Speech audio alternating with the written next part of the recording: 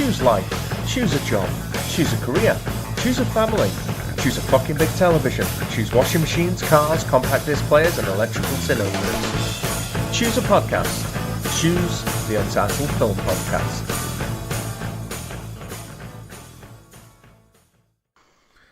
Greetings, my excellent friends. Welcome to another episode of the Untitled Film Podcast. I'm Mike, and with me, as always, is my co-host Lee. How you doing, Mike? All right? I'm really well, and we've actually got another special guest. Another threesome? Another threesome, yeah. Partners and women are getting jealous all over the world listening to this now, aren't they? So, this week's special guest is Paul Monaghan from the Maximum Power Up podcast. How are you doing, Paul? Hello, I'm doing well. Thank you for having me, and it's nice to guest on a show which talks about film because obviously I mainly talk about games, so this is a massive change for me, and I can't wait to get stuck in today's topic. Yeah, awesome. Good. Bit of a change of pace for you. Good to have you on, Paul. It's what? Good to have you on. Yes, thank you. Cheers. Sorry. Okay, so just a little bit of kind of like background. I mean, obviously people who've listened to previous episodes of the podcast will know that me and Lee used to work together at a cinema. But what you might not be aware of is that although we didn't kind of like see each other or interact very often, me and Paul actually used to work together at a different company. So, yes. Yeah, dark days indeed for both of us. I think it was an absolute shithole from my recollection. So yeah, God, yeah. I'm not good at if this was 2013 to 2015, my time there, in an office on the telephones, and yeah, I think leave it there without going into too much detail of where this place was. It's not there anymore, though. It's not there. No, it's just it's a flat piece of land now at the moment. So yeah, nothing to do with us. No, we didn't burn the place down. Although we probably both wanted to at different points. But some days, yeah.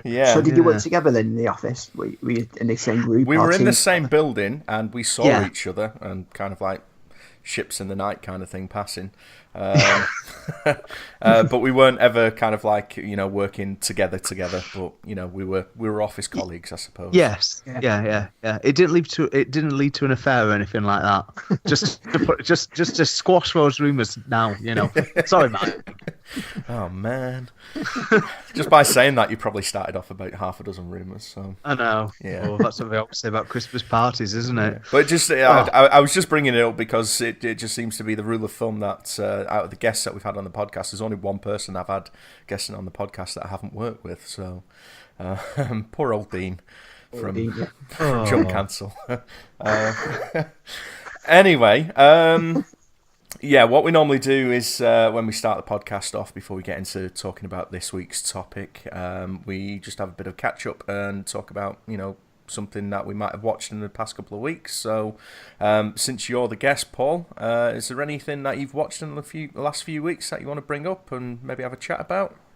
I have watched a few different things. Some of them I have shared my thoughts on Andy Goddoy's Get to the Chopper page, which we have shared discussion over, such as the film Mother, which I watched about 3 weeks ago, I think it was, on one of my days off. And I'm sure I remember us having slightly different viewpoints on it, because this is something which I was expecting something a little bit, I'm going to use the term arty-farty and a little bit out there, but by the end of the film, I was like, oh my God, my head's just battered, and it just seems so far up its own arse. It's untrue. Just not a fan. I just think it went a bit too over the top. And I have watched like Requiem for a Dream years ago, and I don't know. I was just expecting a bit more. I can't really comment too much on it because I seem to have blocked it from my memory, although one of my colleagues at HMV where I work keeps mocking me with it because he got it off the shelf yesterday. He's like, do you not want to do this in your staff recommendations, Paul? I'm like, no, because that's one of the things we've got now. We've got this staff recommendation section. So we have to obviously recommend films and CDs and why we recommend them. So Mother will not be recommended, and neither will be another film you warned me about, so bad I turned it off after 40 minutes, and it was Ocean's 8. Right, okay. Yeah. Yeah. Oh, Christ. Terrible, wasn't it? I couldn't even Is that the finish one it. with the women? Yeah. Oh, the Yes. all-cast women, yeah. Yeah, that's not the reason why I didn't like it, because I'm not mad on heist films anyway, but everything just seemed forced, and everyone just seemed unlikable. Yeah. You know. No one had And- any chemistry with each other or spark. And the Clooney remake of Ocean's 11, for people who don't know, it was a remake of a 60s film with Frank Sinatra. So it wasn't the first film. Ocean's 11 I thought was a breath of fresh air because I hadn't seen anything quite like that before. And even though everyone was involved in the sequels, Ocean's 12 and Ocean's 13, they still weren't able to capture what they captured in the first film. Yeah. The sequels were a case of diminishing returns for me. I think 13 was actually better than 12. I didn't like 12 at all. But Ocean's 11 it just had the X factor about it. There was something fun. There was a kind of a chemistry between the cast that you picked up on as an audience member. And that's what made the film for me. Because when you actually sit and think about the heist and the actual twist at the end of the film, it doesn't make any fucking sense whatsoever. But it doesn't matter because you've had a good time going along with it up until that point because you like the characters. But Ocean's 8 there's a lot of talent there. Sandra Bullock, Cate Blanchett. There's talented actresses or female actors. What are you supposed to call them now? I don't know. But I sometimes do still say actress, but then I don't know. Yeah, There's well, Lee's definitely taking it in a direction I don't want the conversation to go in. But there's definitely talent in Ocean's 8. In front of the camera. I don't think there's much talent behind the camera, and the chemistry between the whole cast just isn't there, and it just makes the whole experience boring. Okay. I'm going to just mention one more dud, but then 2 good things that I've watched recently. In fact, 3 good things. So 3 bad ones and 3 good ones. Nice. The other one that I didn't like, sadly, was Mandy with Nicolas Cage. Oh, I thought it was far too... No. Chris Manning Did- is, smashing his... Whatever device he's listening to this podcast on right now, he's just throwing couldn't it get down in into it. disgust. No, and they got us cheering you in the background. Oh, Yeah. I know, Did you I like know. it? Oh, we shared our thoughts on it, myself and Andy the other day, and I just was like, no. One thing I do like about it is I think how the film is shot, and how it looks, is very low budget, and it suits the mood well. Yeah, but unique. To me, it seemed like a really crap Rob Zombie type film. Okay. I just didn't like it. But I'm going to move on to better stuff now because I just need to get off my chest. Sorry, go on. Did you watch the whole film, Paul? Or did you? Yes. No. I watched the whole film. See, when I watched it the first time, I thought it was the first. Was it the first 40 minutes or something like that? I struggled to get into it, and I thought I'm going to turn this off. But Mike texted me saying, "No, stick with it," and I stuck with it, and I quite enjoyed it. But it's that first half an hour to 40 minutes. You've got to get past that. And you said you watched the whole film, so you got further than Andy Goddard did.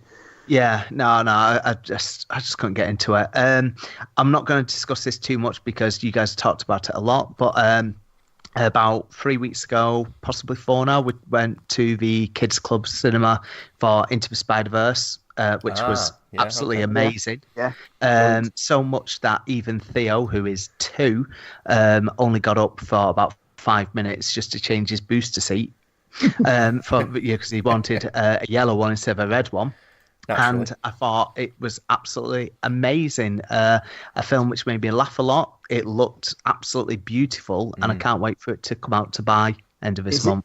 Is this where Theo was dressed up as Spider-Man? Yes. Yeah. So the pictures, Which I just loved it. I just sat there just grinning, and any film that makes me do that, it's just like it's a winner straight away. It's just absolutely beautiful. And obviously, I know you guys have touched upon it a lot, but yeah, I just had to just throw me out in the ring and say, yep, perfect. Not a film, but I've just caught up with Derry Girls, the Channel 4 comedy series set a group of teenage girls set in Ireland in the 90s. I don't know if any of you guys have watched it. I've never heard of it. I've seen the posters. I haven't watched it, so I would don't watch recommend much terrestrial TV. So yeah, You would recommend it, Paul? Yeah, you can get it on the Channel 4. I'm just saying, not sponsored by this, but yeah, Channel 4 on demand.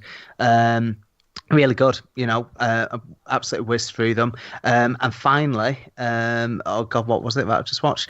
Today on Netflix, The Dirt, based on the Motley Crue story. Funny you should say that, because that is what I've just watched today as well. So, excellent. Yeah. Shall we share? Yeah, why not? Since you brought it up, you go ahead. What were your thoughts on it? Okay, this was recommended to me by my manager at work, and we've had the soundtrack on quite a lot. And he says, because we were talking about Bohemian Rhapsody, a film I've still not seen, I'll hold my hands up.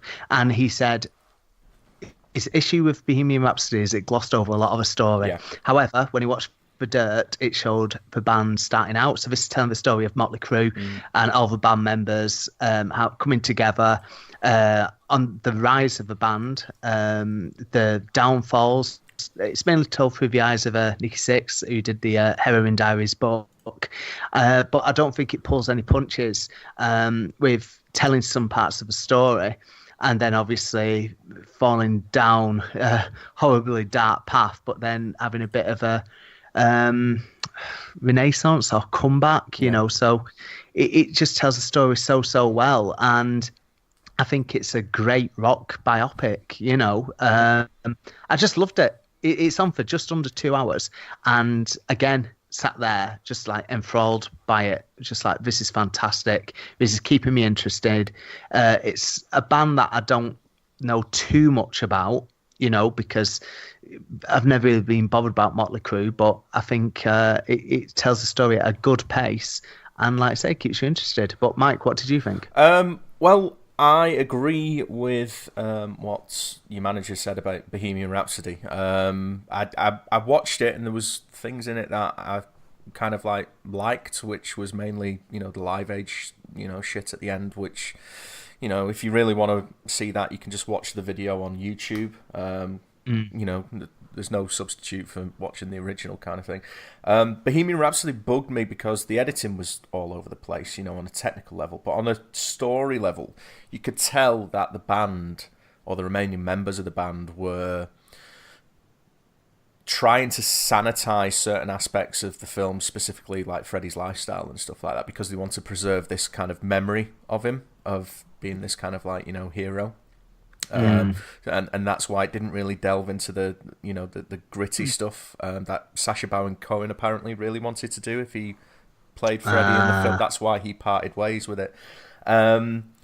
So you could tell that the band were involved at every step and, you know, involved in the decision making, but unfortunately the decisions that they made sometimes, you know, deviated away from, you know, what actually happened, all for the sake of, you know, preserving some kind of memory that people are supposed to have about Freddie.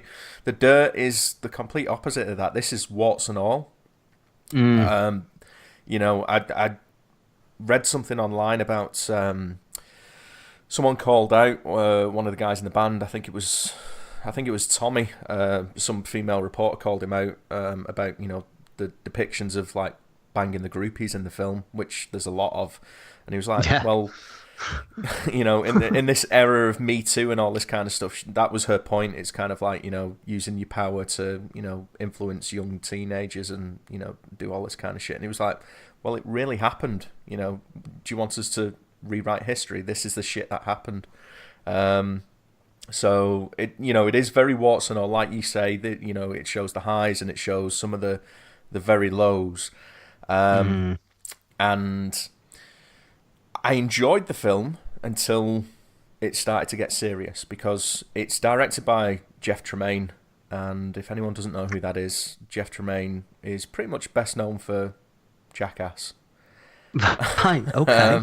He directed the Jackass films, and I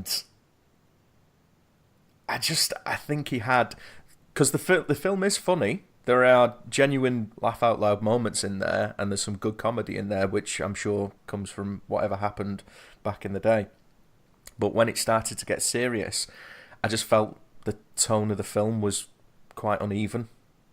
I don't want to give spoilers because, you know, the film's relatively new on Netflix, but yeah, you know, when certain life events happen to certain band members, I just felt it went too far into it, and just it wasn't delicately handled kind of thing. And in the hands of a director who isn't known for, you know, piss and shit stunts and stuff like that, I think it might have been handled a little bit more subtly, a little bit better.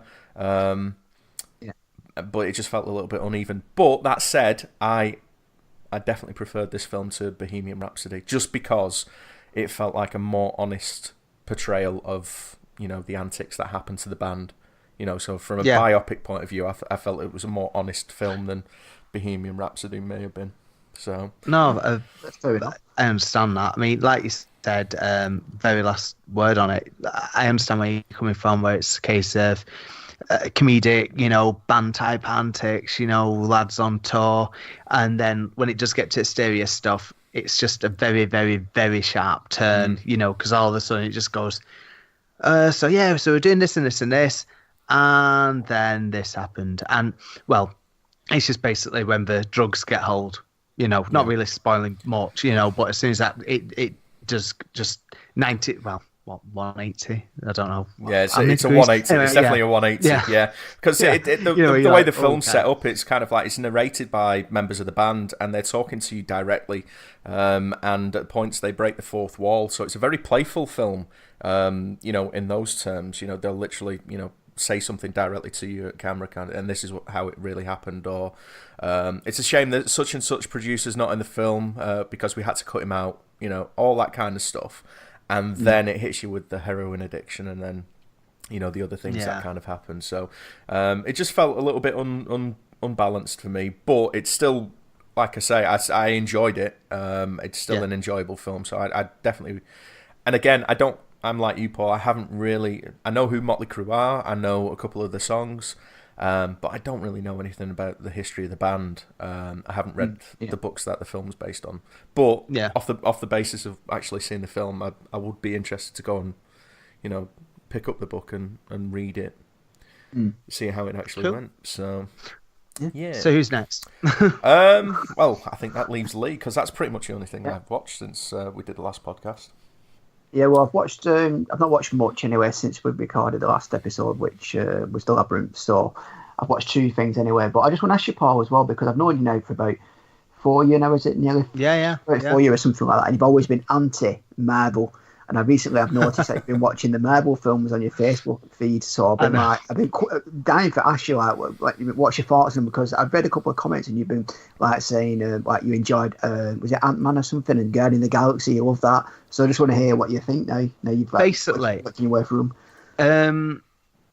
The thing is, when I watched all the Marvel films as they were coming out up until Age of Ultron, I think it was, or possibly the first Ant-Man film. All right. And I just felt like, Christ, another one. And then when you miss a couple, and obviously be like following on, I was like, no, forget it. I've had enough. But then obviously now with Theo, he's like I say, he's just a bit older than 2 now. He's like 2 and a bit, and he's just mad on superheroes. So now he's got like Spider-Man outfit, Thor outfit. Always picking up, you know, like if I go around any charity shops or in Tesco, picking up more Marvel figures and stuff. And then, you know, he sees all the really weird YouTube videos, you know, with all the figures and stuff. And then, you know, we're like, all right, well, let's watch Spider-Man and stuff. I mean, so I've caught up because I had a look and it was the end of phase 2 that I've watched up to. So then I've still got to watch Captain Marvel at some point, but I've not got that long. Skip it. That's fine. Well, that means because I've got the weekend off for Avengers Endgame. Yeah. So it's like I caught up, and luckily a lot of phase 3 is absolutely brilliant because like I loved Spider-Man Homecoming, I love Civil War, and I've still got to watch Ant-Man and Wasp, even though I'm just looking at it on my shelf over there. And yeah, I think because like Theo's loved it so much and he's been absolutely buzzing off it.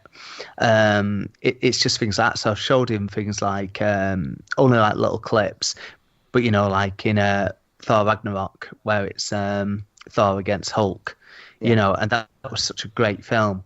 And again, I think the one that I just didn't like too much really was Guardians Volume 2. I thought it was all right, but I didn't think it was great. The only bit I really liked is when basically they're just trying to get Baby Groot to get him out of the prison.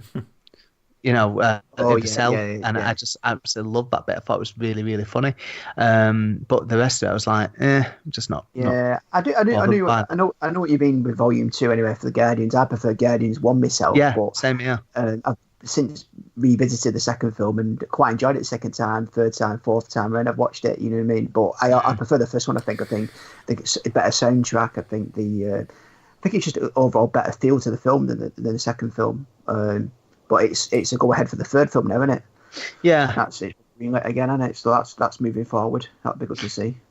Yeah, I mean, it's just I've been like, say, looking forward to the next the Avengers. Yeah, the Endgame. Really, really, I'm looking forward to that one. And the 3-hour running time doesn't put me off. Well, 3 hours plus, because as mentioned on a couple of episodes ago, like with you guys, Lord of the Rings, they run for ages, and there's loads of films which are like knocking on for 3 hours now. Yeah, even something like Incredibles 2's on for 2. Yeah, I don't have an issue with a film being long if the story that they're trying to tell sustains the length.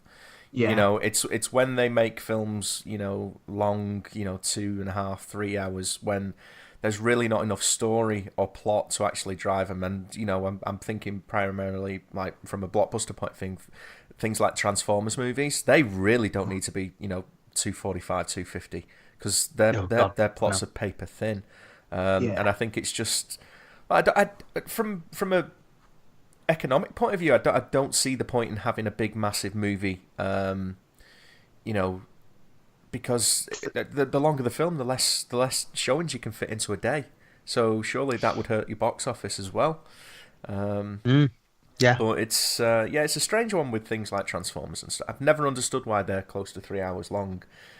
Maybe it's just to justify the absolutely stupendous budgets that they all have, because they're all massively expensive movies. So I think that's something that Hollywood's been kind of guilty of when it comes to the blockbuster films. It's kind of the bigger the budget, the longer the film has to be, just to justify the amount of money that's spending on it. When it's not the case. But yeah, did you read that the other day, Mike? Though as well, I think it was it might have been last week or week before I read it, that they're supposed to be doing a sequel to the Bumblebee movie and also doing a sequel to The Last Night as well. So that means that the Bumblebee movie, I thought it was going to be a prequel or something like that, but it is a prequel. I don't know.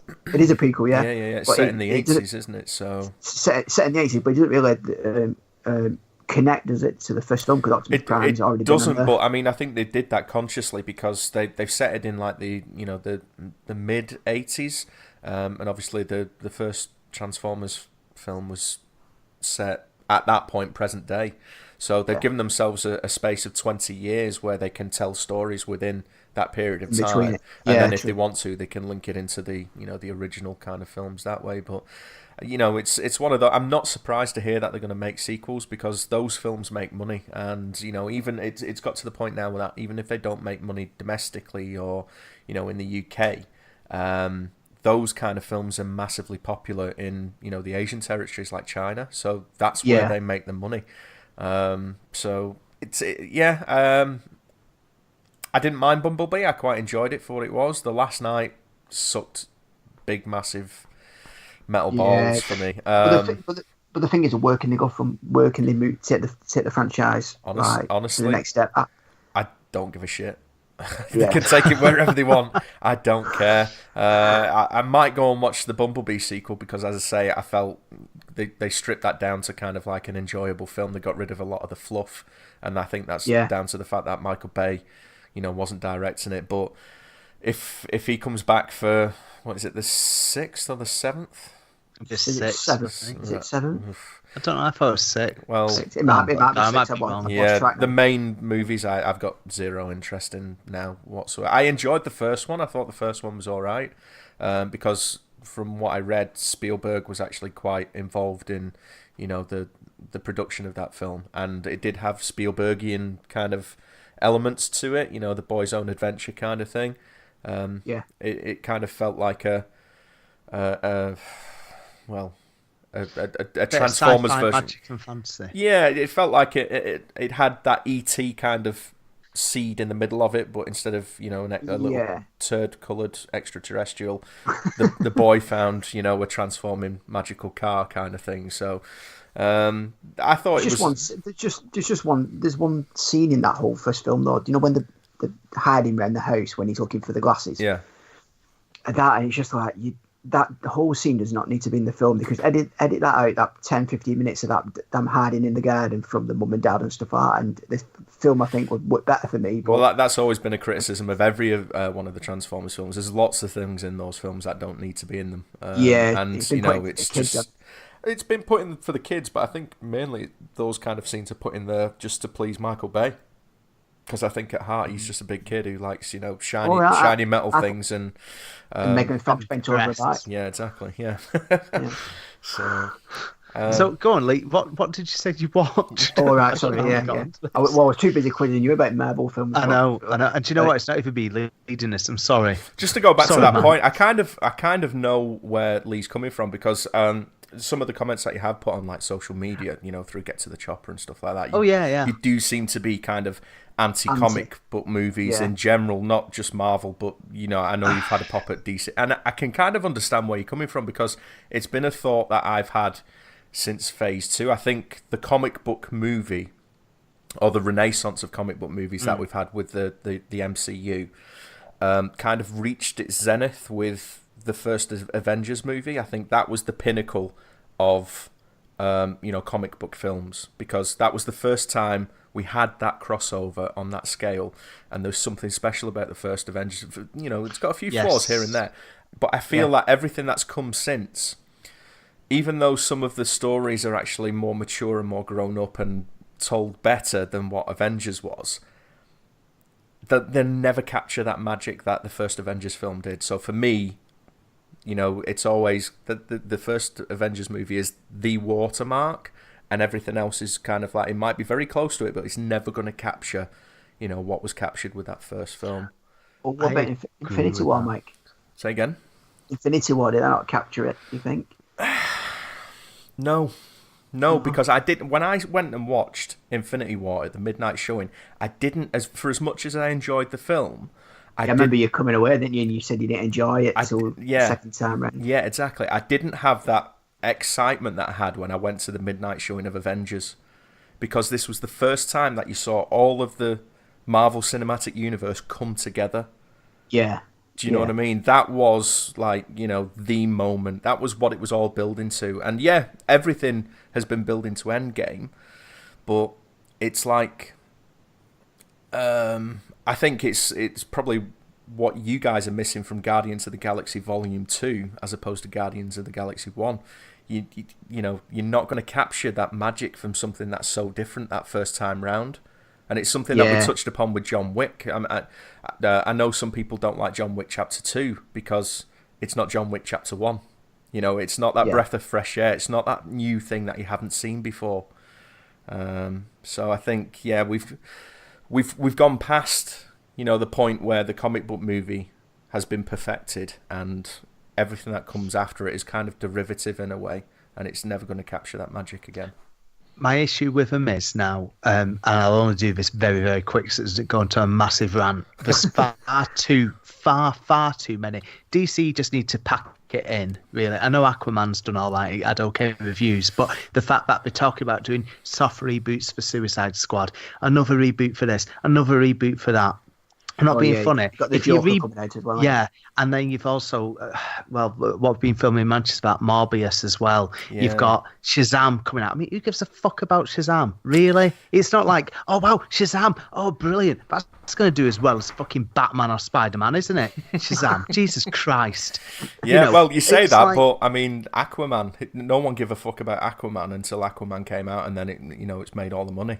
So look, I'll take, obviously, eat my words if I'm wrong on this, but so what? Like, obviously, the Hellboy reboot I've seen on the side of a bus today. Yeah, I can live without that. Yeah. That's a big no-no. Not needed at all. See, I would prefer to Hellboy 3. Yeah, which is a shame because I like Neil Marshall as a filmmaker. Even though he's not really done much film-wise because he's been busy with Game of Thrones and all that kind of stuff. But I love Dog Soldiers, I love The Descent, and I also have a soft spot for Doomsday as well. I watched that at cinema. Yeah, it's a bit of schlocky kind of B movie that is quite fun for a Saturday night beer and pizza kind of movie. So I want Neil Marshall to do well in a cinematic kind of realm again, but you just don't need help. It doesn't look too different to what came before. Yeah, it just looks more of the same, but you've just cast younger people in the role. It's just not. Oh, and you might have a few swears in it because it's 15, I believe. But yeah, it's just that's not needed. I'm with you, Paul. There are too many.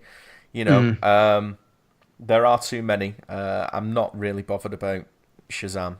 I probably will go and watch it, but I'm not too bothered. No, I know you watch a lot. I mean, I think what makes me just roll my eyes, it's a case of like, when it comes to Marvel and DC, it's like, right, in 2019 we're putting out this and this. In 2020 we're putting out this and this. In 2021 we're putting this and this. And then we're up to phase 6 and blah, blah, blah. And by 2030 we'll be coming up with some other new superhero that doesn't even exist yet, but hopefully Marvel will actually write him, then we'll do a film on it. It's going to be... On. Yeah, you can't sustain the level of excitement indefinitely.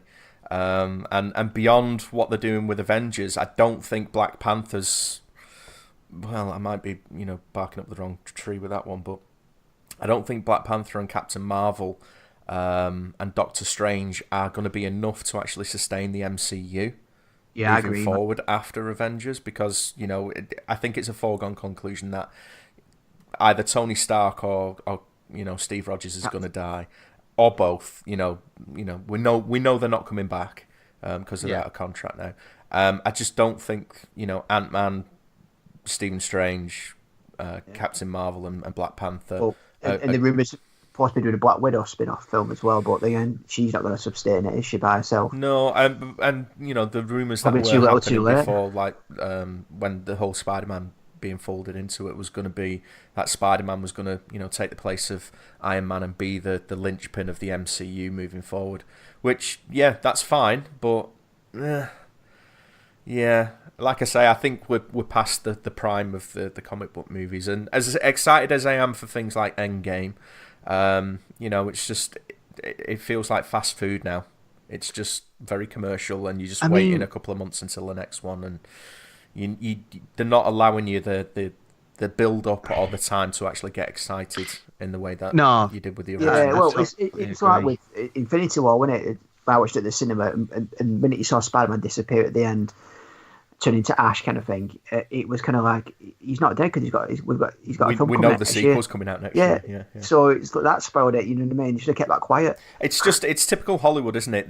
This is the current fad. They know it makes money, and they're going to continue to pump out as many of these films as they can until the general cinema-going audience gets sick of it, and they stop going and stop spending the money. Yeah.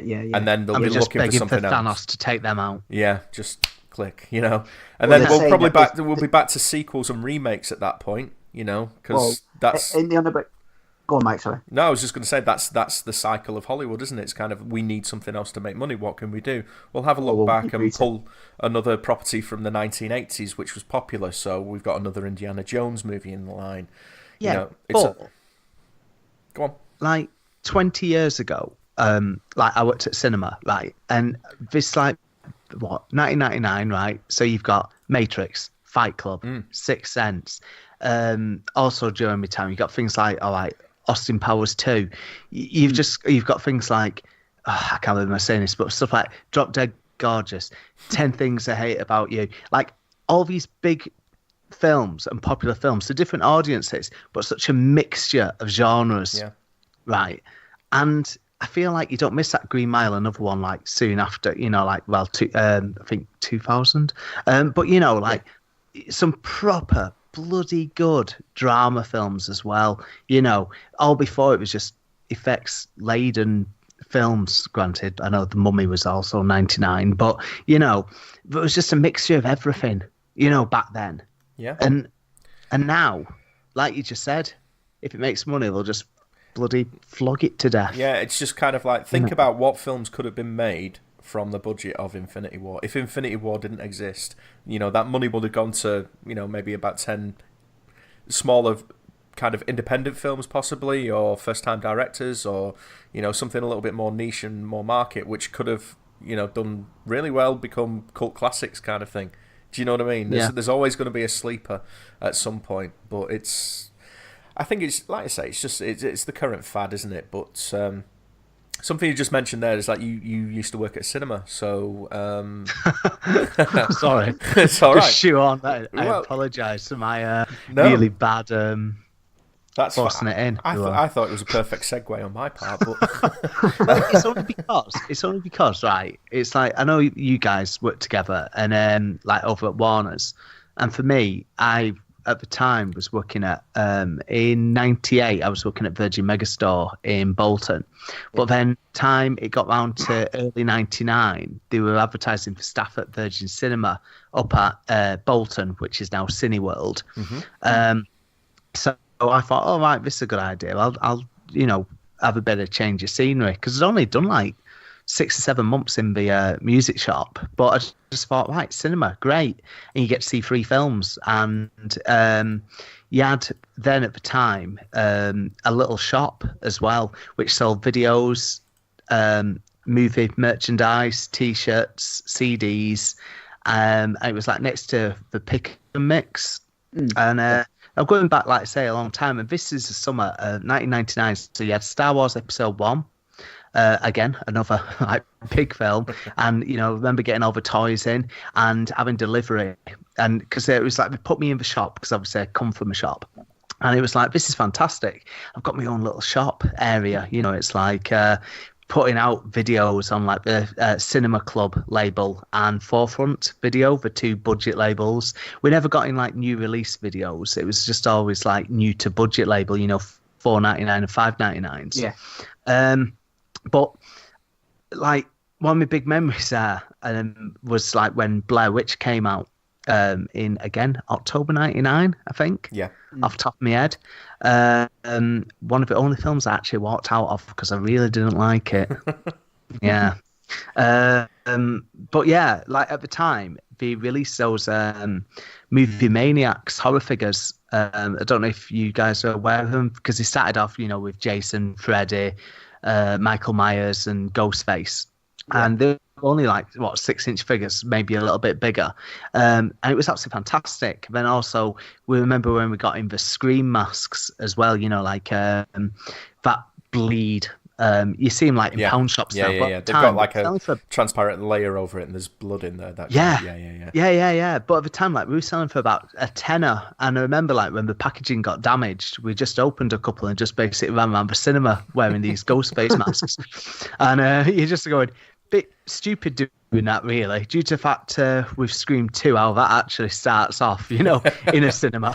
Yeah, just don't go to the toilet, and if you do go to the toilet and you sat in the stall and you hear someone shagging next to you, don't put your ear up next to the wall. I know. Yeah. But just some great times. I mean, it made me laugh because when you had who was it Chris on who worked at the cinema with you, and you were talking about like filling up the Pick and Mix and stuff like that, and it's like, oh look, I'm just filling up Pick and Mix and just feeling sick after eating so many of them, going, well, I've got to put these into the tubs, but I'm just going to eat a couple. Oh, white mice, brilliant. Oh, the pink pig's brilliant. Oh, busy this, blah. And you felt sick. But like up there as well, we had like a little cafe, and obviously this cinema has changed so much, but we had like a PlayStation type cafe because they had PlayStation set up. This was like, say, Virgin Cinema up in Bolton. So you'd order a hot dog or nachos, and they could bring it to your table. And if you were ordering food, they give you half an hour on the PS1s, playing things like Speed. God, what was it called? It's not Speed Karts, but it was some sort of kart racer. Speed Freaks and Ape Escape. And Spyro as well. So you had a chance to do that. They also had, like say, the popcorn and nachos stand. And I was laughing while listening to you guys talk about working behind that stand, because I think I ever did it once. And I was like, this is horrible. I'd rather go on box office. And Christ, I hated box office. No, our box office was like two little kind of just two little kiosks, really? Which were glass. Yeah, they were separate. Oh, God, that sounds horrible. And you could only have two people in each side, so we could have like 4 queues at any one point. We only ever really used one side of it because we didn't need the other one. The other one was used for just kind of like bundling lost property in and stuff like that. So we only ever had 2 massive fucking queues in the box office for you. But you were literally in this 6 foot by 4 foot kind of kiosk, surrounded by glass, and it was not a nice place to be, especially because the shifts like a goldfish bowl. Yeah, the shifts would be like a 12-10, so if you were in there, you were in for 10 hours throughout the course of your day. And there's only so much cleaning you can do. You come out to clean the glass on the front doors, and then back in the box office when somebody turns up and you give them a ticket, and then it's like hated box office with a pack. Yeah, box office and pick and mix were kind of the torture shifts. If you've been put in there, it's because you'd pissed off one of the members of staff who did the rotors. So like I say, we just had an open desk up there, and so it was all right. So there'd be 3 or 4 of you sat in a row if it was busy, and it weren't too bad. But I'll be very quick with this, but the only things I remember, like you guys mentioned before, the poster room, which was always brilliant, getting the new posters, because I remember getting the posters for things like Fight Club, and because you'd be changing these like on a Thursday night or Friday morning off the top of my head, and then taking home these massive posters of things like The Mummy, again, Matrix, and then I don't know what you're talking about. I never did that, not once.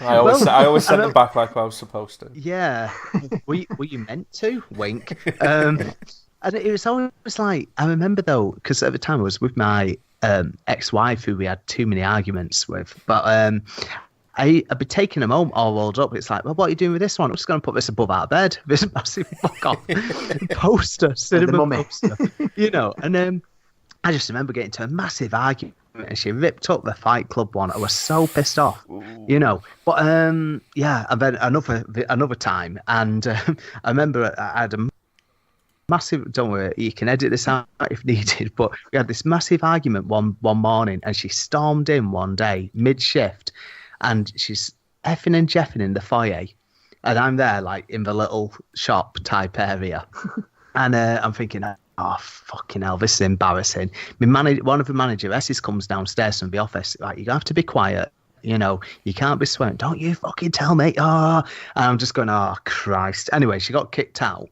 And then it's like, I can't believe you didn't stick up for me. I'm like, no, because I'm in work. I don't want to get fired, But then the other thing that I do remember, I don't know if like your cinema did it, but we used to have like these premiere screens. I'm bearing in mind going back to 1999, and you could buy booze and posh seats and stuff. It was like 15 quid a ticket. That was something absolutely ridiculous. You pay these like really whacking high prices. I think you got a free bottle of beer with it. But I remember watching Fight Club, with beer, and I was like, this is fantastic, some great memories. But the other one that just made me laugh and also cringe, because I remember the memories. And it's like you say, getting the minibus home after the shift, because like it was so late, and sometimes you get in at 2:30 in the morning and you're like, this is awful. And then like the next morning, like you're thinking, what, it's 11 o'clock, I'll get up now and back in work at 2 or whatever. But the very last thing that stands out to me was locking the fire doors in the screens and having to go in when it's dark and windy and empty.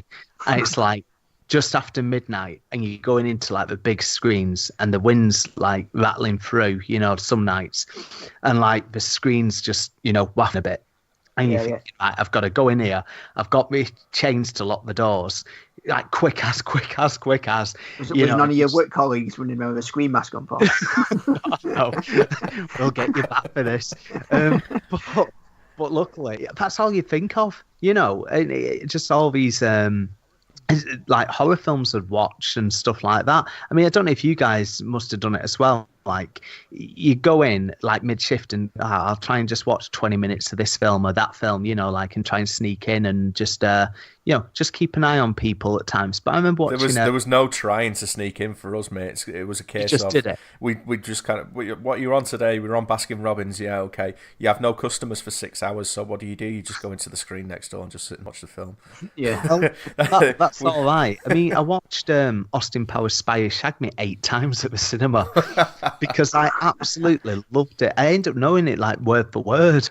But yeah, it was good because back then, this is what I mean, right? You got into films for free and you'd just be like, right, well, I've got an hour before my shift, so I'm going to watch the first half of this and then I'll try and finish it later if you timed it right and stuff like that. And you'd watch, like I say, you'd watch anything like, I mentioned 10 Things to Say About You, watching that. It's like Varsity Blues, just more or less anything in 1999. And up to 2000. The last films I watched just as I left there, because I left in January 2000, were Sleepy Hollow and Dogma. Oh, right. That was Dogma. Wow. Yeah. It wasn't on cinema for very long. I mean, that's just it, because when you got like the cinema times, you'd know if a film was going off after like a week or down to one showing. Yeah. So like, I remember watching things like, there's a film, Detroit Rock City, a comedy about Kiss, and things like Bowfinger. Oh, like they don't. Eddie Murphy and Steve Martin. Yeah, and it's only been on for like 2 weeks max. But then watching stuff like The Matrix, that was like a big deal. And I just feel like that was a really good year because it was just. I know you had special effects, but not every film was about the special effects. But like the buzz when people came out watching like Deep Blue Sea and just watching the parents trying to smuggle little kids in, going, right, I'll get the tickets to 2 adults. You just run through down the corridor into the screen. It's screen 5. Run. And it'd be like, oh, it's seen Jaws. It's fine. It's like, it's meant to be a bit more full on than Jaws. So after a few days, the film being out, the staff would be a lot more full on about making sure no kids are sneaking in. We're talking like 6 or 7 year olds, because I think it was the 15s. But, it's just good times. I mean, same with things like Sixth Sense, when that came out and, everyone's like, oh, don't give away the ending, the twist and everything. It's, to me, some great memories of working in the cinema. And like you guys said, it paid shit. But you did make friends there. You made friends there because there'd be times where it was quiet and you were bored, and so you strike up conversation and things like that. But you just got stuck in. It's like any of the crap jobs that you have, and I've had a few. But if you make some good mates there, it makes things a lot easier. Yeah. I agree. See, it was one. Our place was one of those where it was either dead or it was heaving. There was no in between kind of thing. There was no middle ground. So there was a lot of times where, like, say, if you were on the ice cream counter or something like that, or you were on ushering or whatever it was, you'd literally have no one coming through the gates. You'd have nothing to do. And like Lee said, there was only because you were expected to clean and tick off all your sheets and all this kind of stuff. There's only so much of that you can do. And then the managers would come down and say, can you not do the poster cases again? I've fucking polished them 5 times. They're not, they haven't got dirty in the 10 minutes that I've just done it last. But they'd expect you to go around and clean again. So I got to the point where I wouldn't go and watch a whole film, but depending on what was showing, I would kind of time my kind of screen presence. I'd go into the back of a screen to catch like my favourite bits of a film. Yeah. You know what I mean? I wouldn't sit and watch the whole films, but I'd be like, oh, so in screen 11 now, if I run in there, then it's the Battle of Helm's Deep in the Two Towers, and then I can run into screen 4, and then I can catch, whatever it was in screen 4 and do that kind of thing. But it's crazy that you remember these bits, and you know when to go in, like you memorise these perfect moments. And I always used to get excited like when the new trailers would be coming out as well. So like you guys said, you still have projectionists just about, and it just sounds crazy now, that. Well, I'm pretty sure that one of our projectionists actually took the trailer for Spider-Man, the original trailer. So I've got the original vinyl banner for Spider-Man with the Twin Towers reflected in his eyeglass, which was recalled. That never got up on display in the cinema. I just put that straight in my car boot. But one of the projectionists, I'm pretty sure, I don't think you know him, Lee, because we've spoken about him before, but projectionist Rob. If Stan's listening to this podcast, he'll know Rob.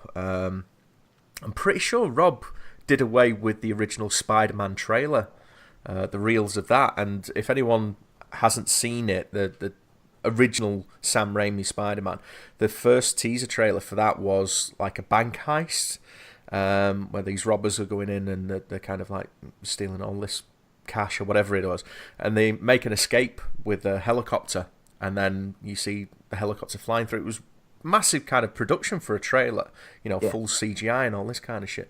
And then you see the trailer be yanked back in midair by a spider web, and then the kind of camera zooms out, and the chopper is suspended in a gigantic spider web between the Twin Towers. And I'm pretty sure Rob did away with that. He kept the reels and kept the trailer. So if he's still got that, I'm sure that's going to be fucking worth something to some collector out there.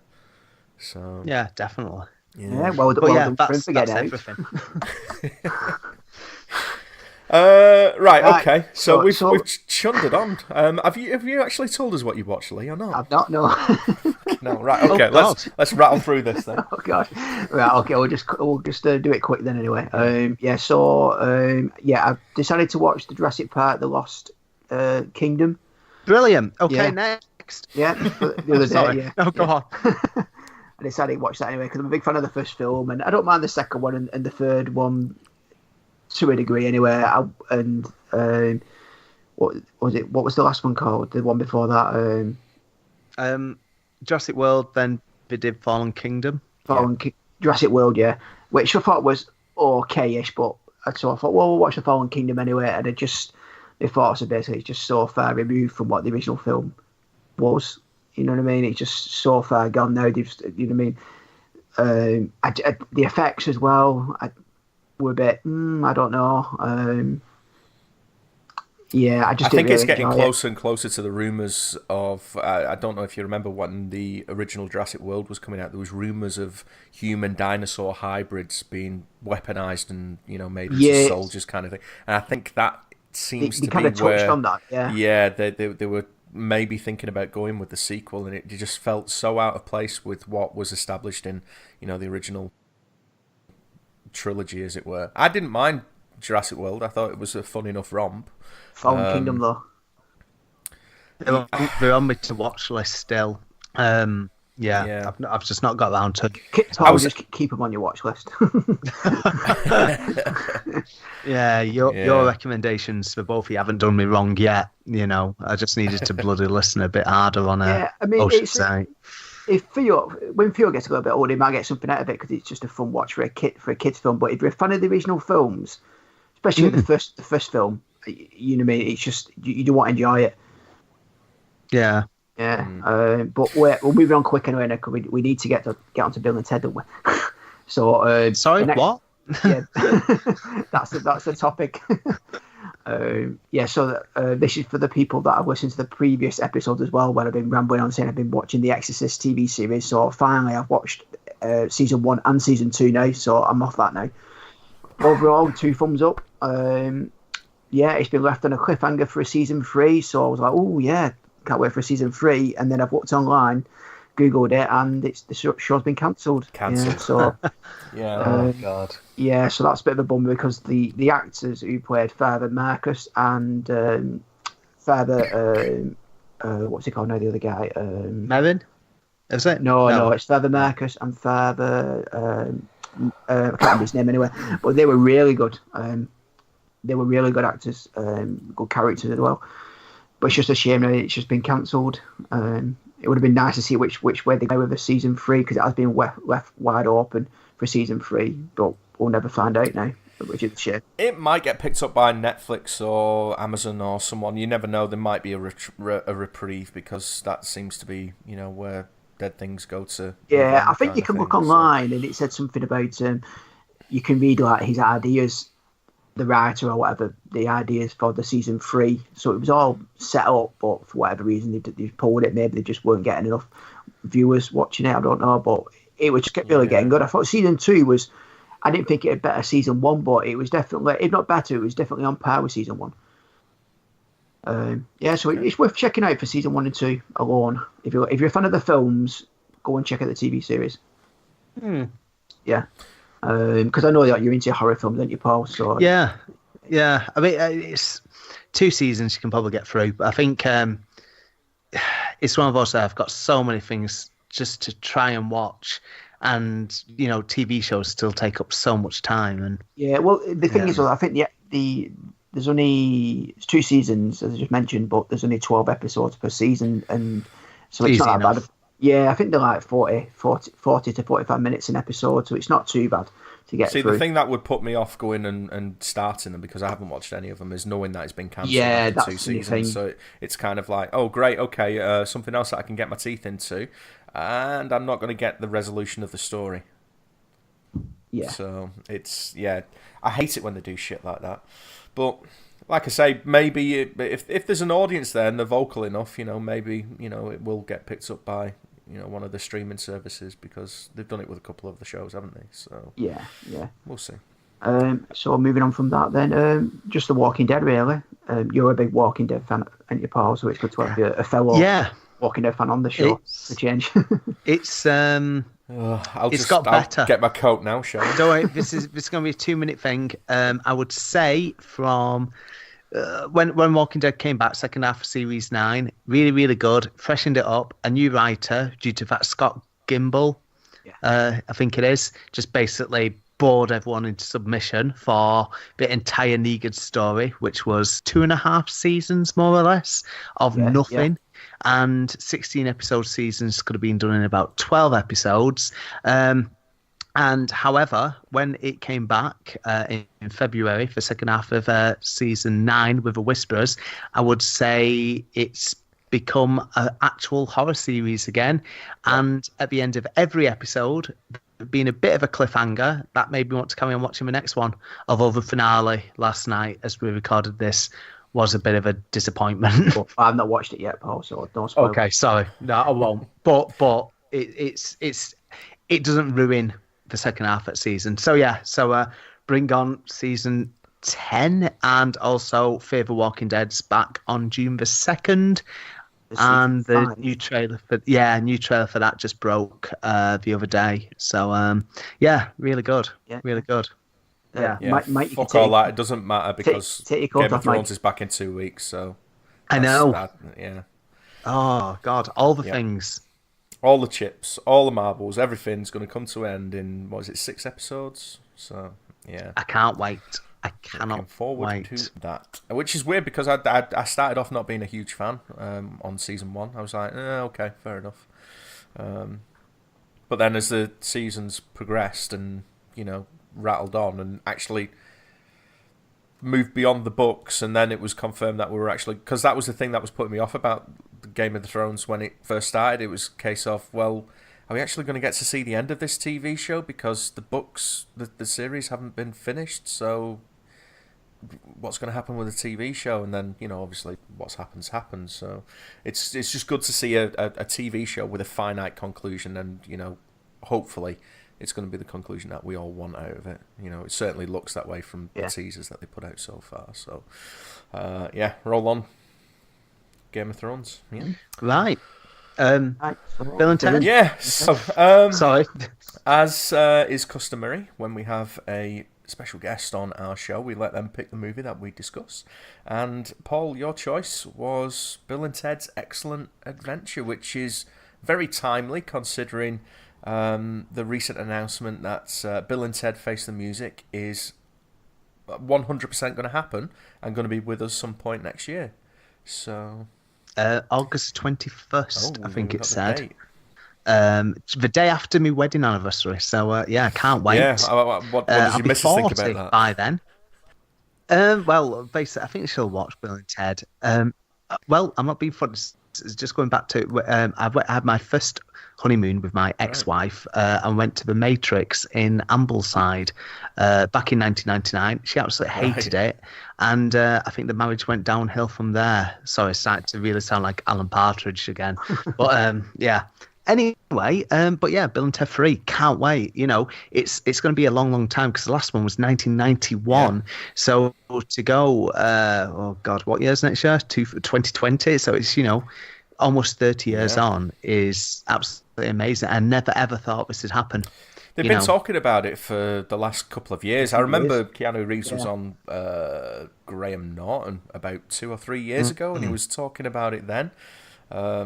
And, you know, it was just a case of, you know, so much time's passed. And, you know, even from that interview where he was saying, oh, yeah, we're trying to make it happen. And then it seemed like he moved on because of the John Wick films. And then, you know, the whole Bill and Ted news went very quiet. And then all of a sudden it seems to be everything's happening, falling into place. And, you know, we're actually going to get to see, you know, a third Bill and Ted film, which I'm a little bit apprehensive about because I'm always apprehensive when, you know, one of these, you know, properties come back after such a long period of time.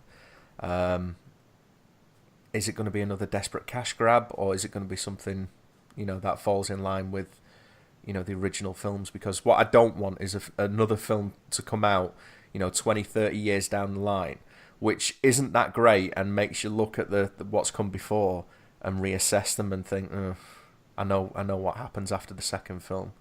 And it retroactively makes the first two films a little bit shitter. Do you know what I mean? Okay. Well, I have wrote down notes just to try and link the three of them together, which I would close with, you know, type thing. But yeah, you know, so I'll try and put a positive spin on making it a trilogy to round up the story, basically. Yeah. You know, so yeah. Fair enough. Okay, so let's dive into the first film where it all began then. So this was 1988? Yeah, 89, but set in 88 in the film. Set in 88, okay. I know it was shot in 87 and it was shelved because it was the production company, which was, Dino De Laurentiis, his company went bankrupt. So the project was shelved and... you know, they had to find a new distributor for it. But, let's just... When was the first time that you remember seeing the film? How did you discover this excellent adventure? For me, it was a case of... I went to a quite still local to where I am in Wigan, Daisy Hill Primary School. And about a few minutes away from the school, they had a video shop. It's now some sort of office, but, you know, the building's still there. So it was a little independent video shop. And every Friday, you know, for a weekend, we'd go and rent out a film. And it's quite funny because, like, my wife, Carrie, has a similar story, but like Mario Brothers, you know, which she absolutely loved for some reason. But, it's basically, for me, I was like, all right, this sounds good, you know, and it's got to be a film that you can watch with your sister because your sister's like 4 years younger than me. So obviously it's only like rated PG, and you're going, okay, bit of time travel, history. As a kid, I've said on, I think our show, I loved Knights and Castles and stuff like that, and history, full stop. So I thought this is going to be brilliant. You know, this is just going to be a fun family type film, bit daft and stuff. And watched it and then ended up renting it a few more times. You know, it was just good. You know, because it just sounded different to other films that were out there. Because obviously I wasn't able to like rent out horror films or anything like that, but I still felt like around that time in the 80s there was a lot of family-based science fiction, like you mentioned E.T. before, and, you know, films like, I can't believe I'm about to say this, like Mac and Me. It was all about sort of like time travel. Mac and Me, and I don't know why I'm mentioning this now, but Mac and Me was a film that we rented out twice at school on the last day of term where it's like, right, the teacher's been to a video shop and we've got Mac and Me. Again, the teacher's Mac not and Me. like you very much. Or... I don't know. But, yeah, so... it was just like you were spoiled for choice for those sort of like magical stories back then, Yeah, when you look back at like the 80s, it was all because you did have things like Mac and Me, you had E.T., you had obviously this, which was maybe skewed a little bit older than obviously E.T. and Mac and Me, but you had other things kind of in the middle to bridge the gap, things like Flight of the Navigator. There was, you're right, there were lots of kind of those sci-fi kind of fantastic. Harry and the Hendersons. What a film! I'm a big fan of the Hendersons. Crue. Yeah, Crue. Yeah, that's another one. But although Cruel's so dark, it's untrue. I think back and just it's PG. What? Really? Yeah. Well, a lot of things from the 80s when you watch them, you think that's not quite suitable for my kids nowadays, and then you look at it and it's rated as a PG, and you're like, oh, I think we were just made of tougher stuff back in the 80s. I mean, think of the cartoons that were out in the 80s. You had He-Man, you had Thundercats, you had all those kind of things. Transformers, and they were more kind of, you look at the animation on them, and they weren't cute animations. Do you know what I mean? Look at the opening of Thundercats; it's borderline manga. With the detail and the animation style and stuff like that. It's what was the other one I was just thinking? Dungeons and Dragons. That was a creepy fucking show, man. I had reoccurring nightmares about that fucking thing. What was that other one? Is it Thunderhawks? Terrorhawks. Yeah. So I think so.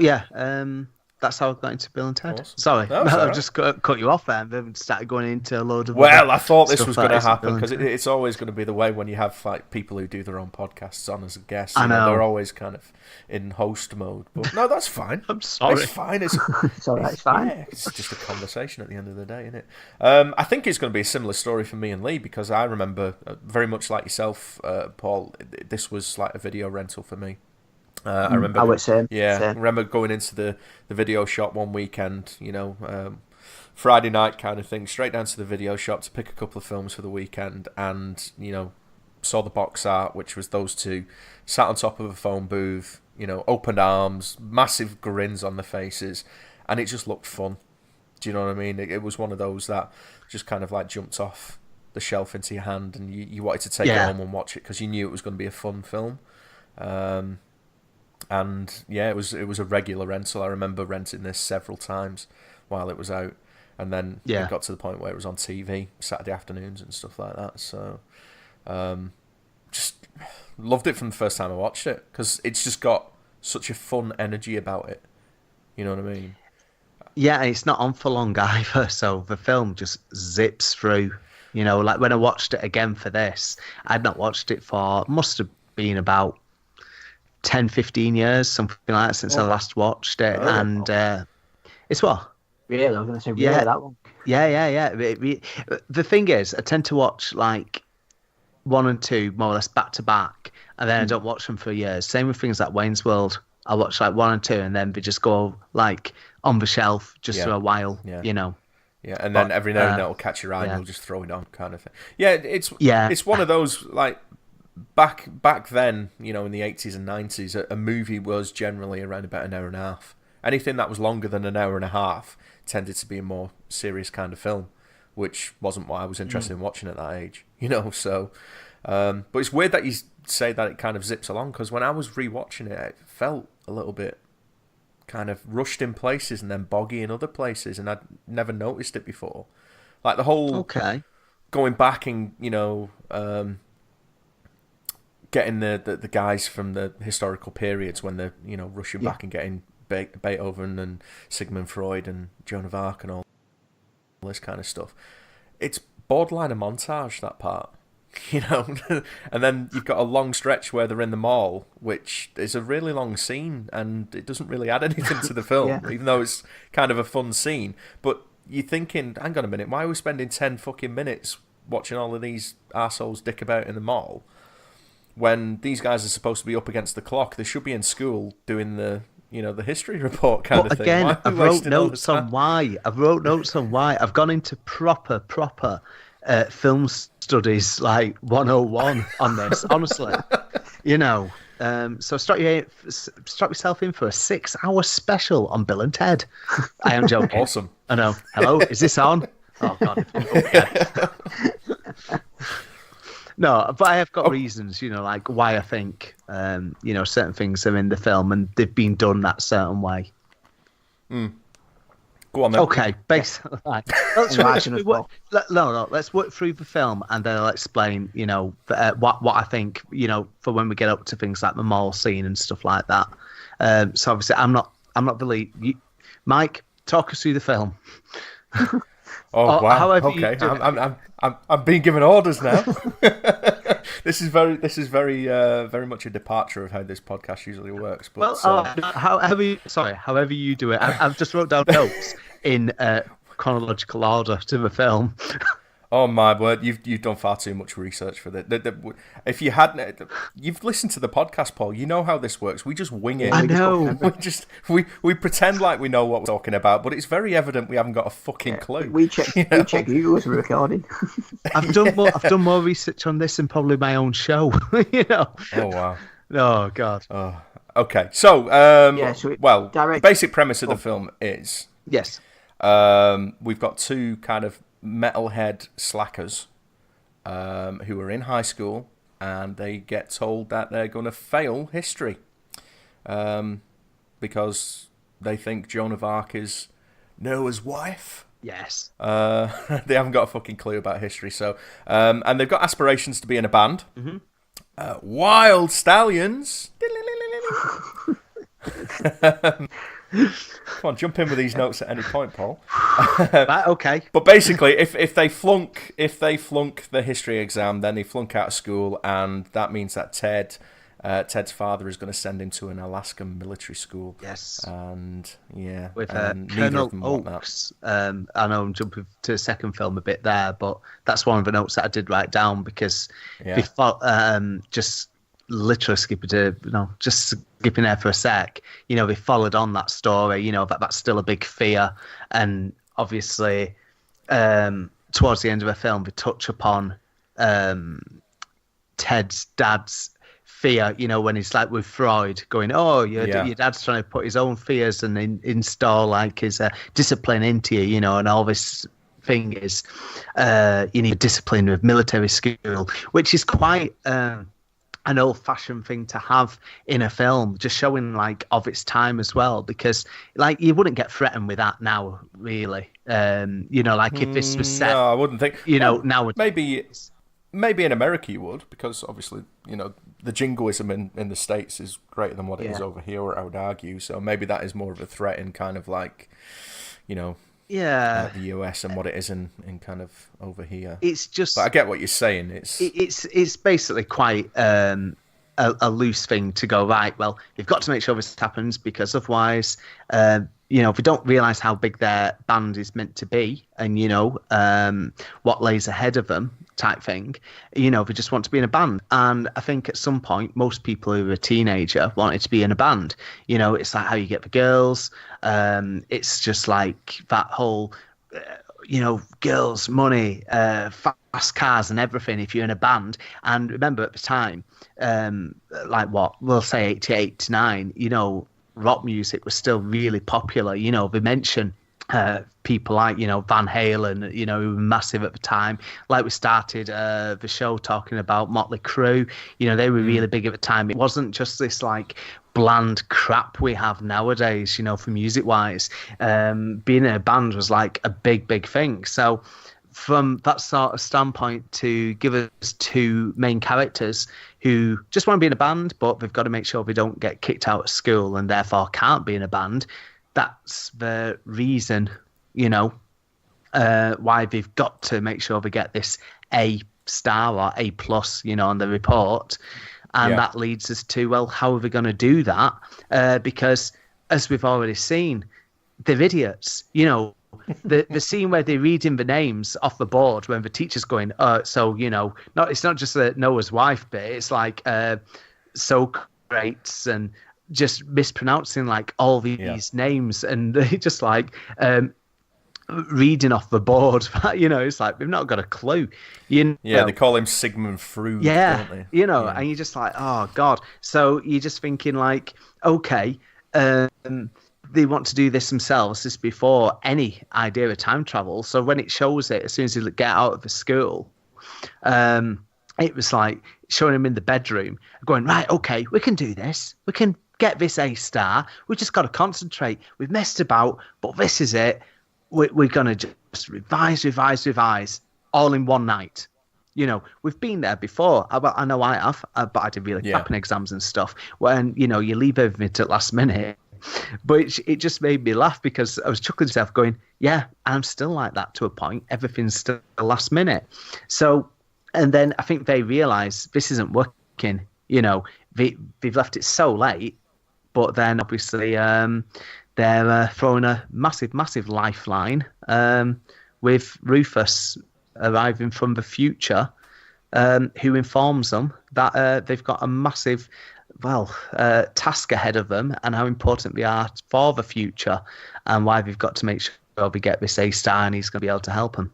Sorry, Mike, back over to you. No, it's all right. I was just going to say, Rufus, played by the late, great George Carlin. Oh, God, yeah. Yes. Yeah, is obviously best known as a stand-up comedian. Absolute genius. If anyone's listened to any of his stand-up, or if you haven't, go to YouTube now, type in George Carlin and listen to any of his stuff. Not only was he a funny guy, but he was actually a very, very smart guy, and wove in quite a few kind of socio-political kind of messages into his comedy and stuff like that.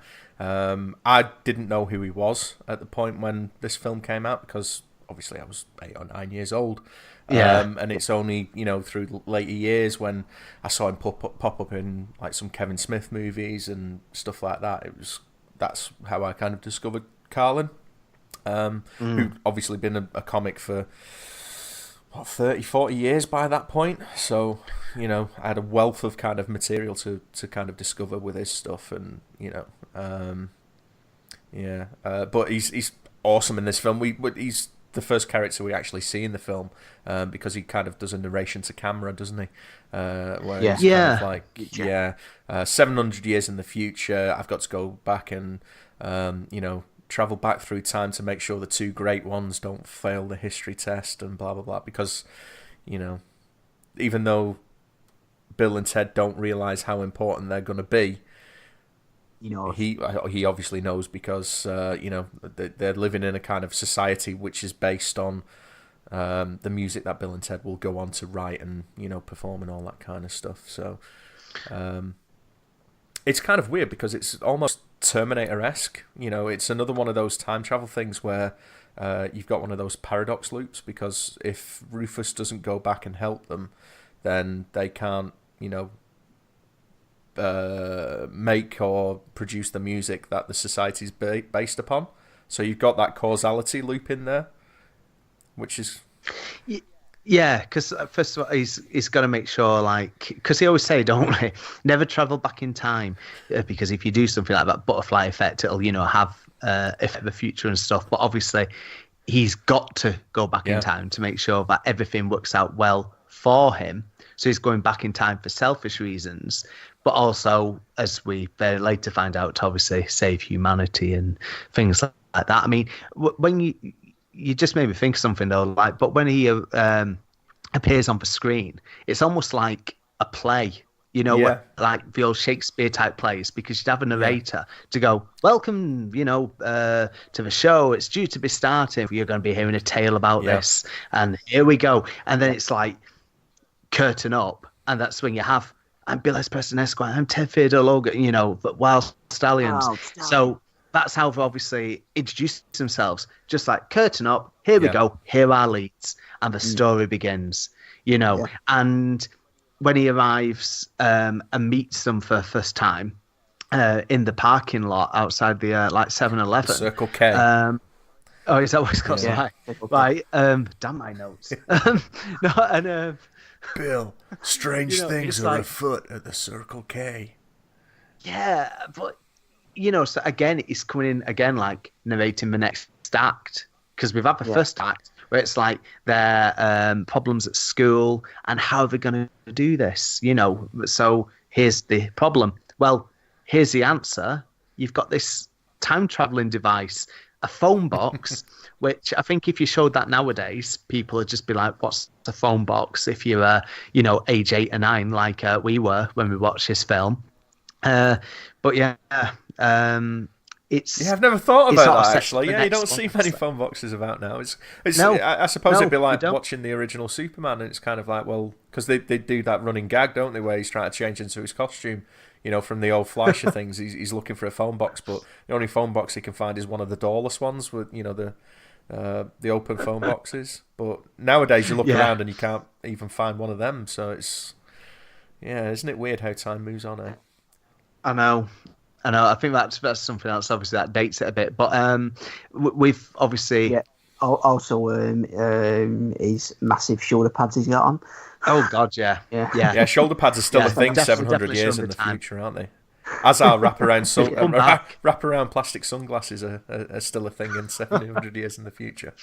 But it's a very 80s kind of looking future, isn't it?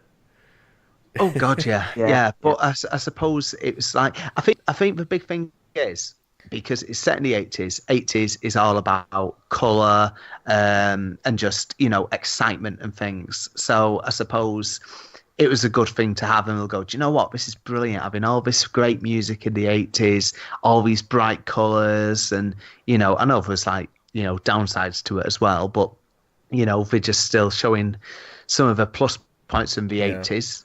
In 700 years in the future. Or maybe it's just something that I thought about there when you were saying about the 80s. I mean, most of the movies, when I was in film class in college, they always said that the 80s was always the me decade.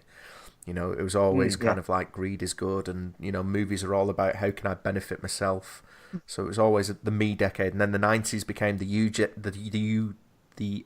decade kind of thing, thinking about other people and all that kind of shit. And considering this was a film of the 80s, it's interesting how the actual, the protagonists of the film are actually not doing anything for themselves, even though they kind of are. They want to be in a band. They're not doing it for materialistic reasons, are they? They're doing it because they want to be in a band. The kind of greater destiny that lies before them is for the betterment of humankind, not themselves. So it's very much a you movie as opposed to a me movie, which, typified the 80s. So I'm just going off on a tangent. Sorry, Paul. Carry on. Back to your notes, buddy. So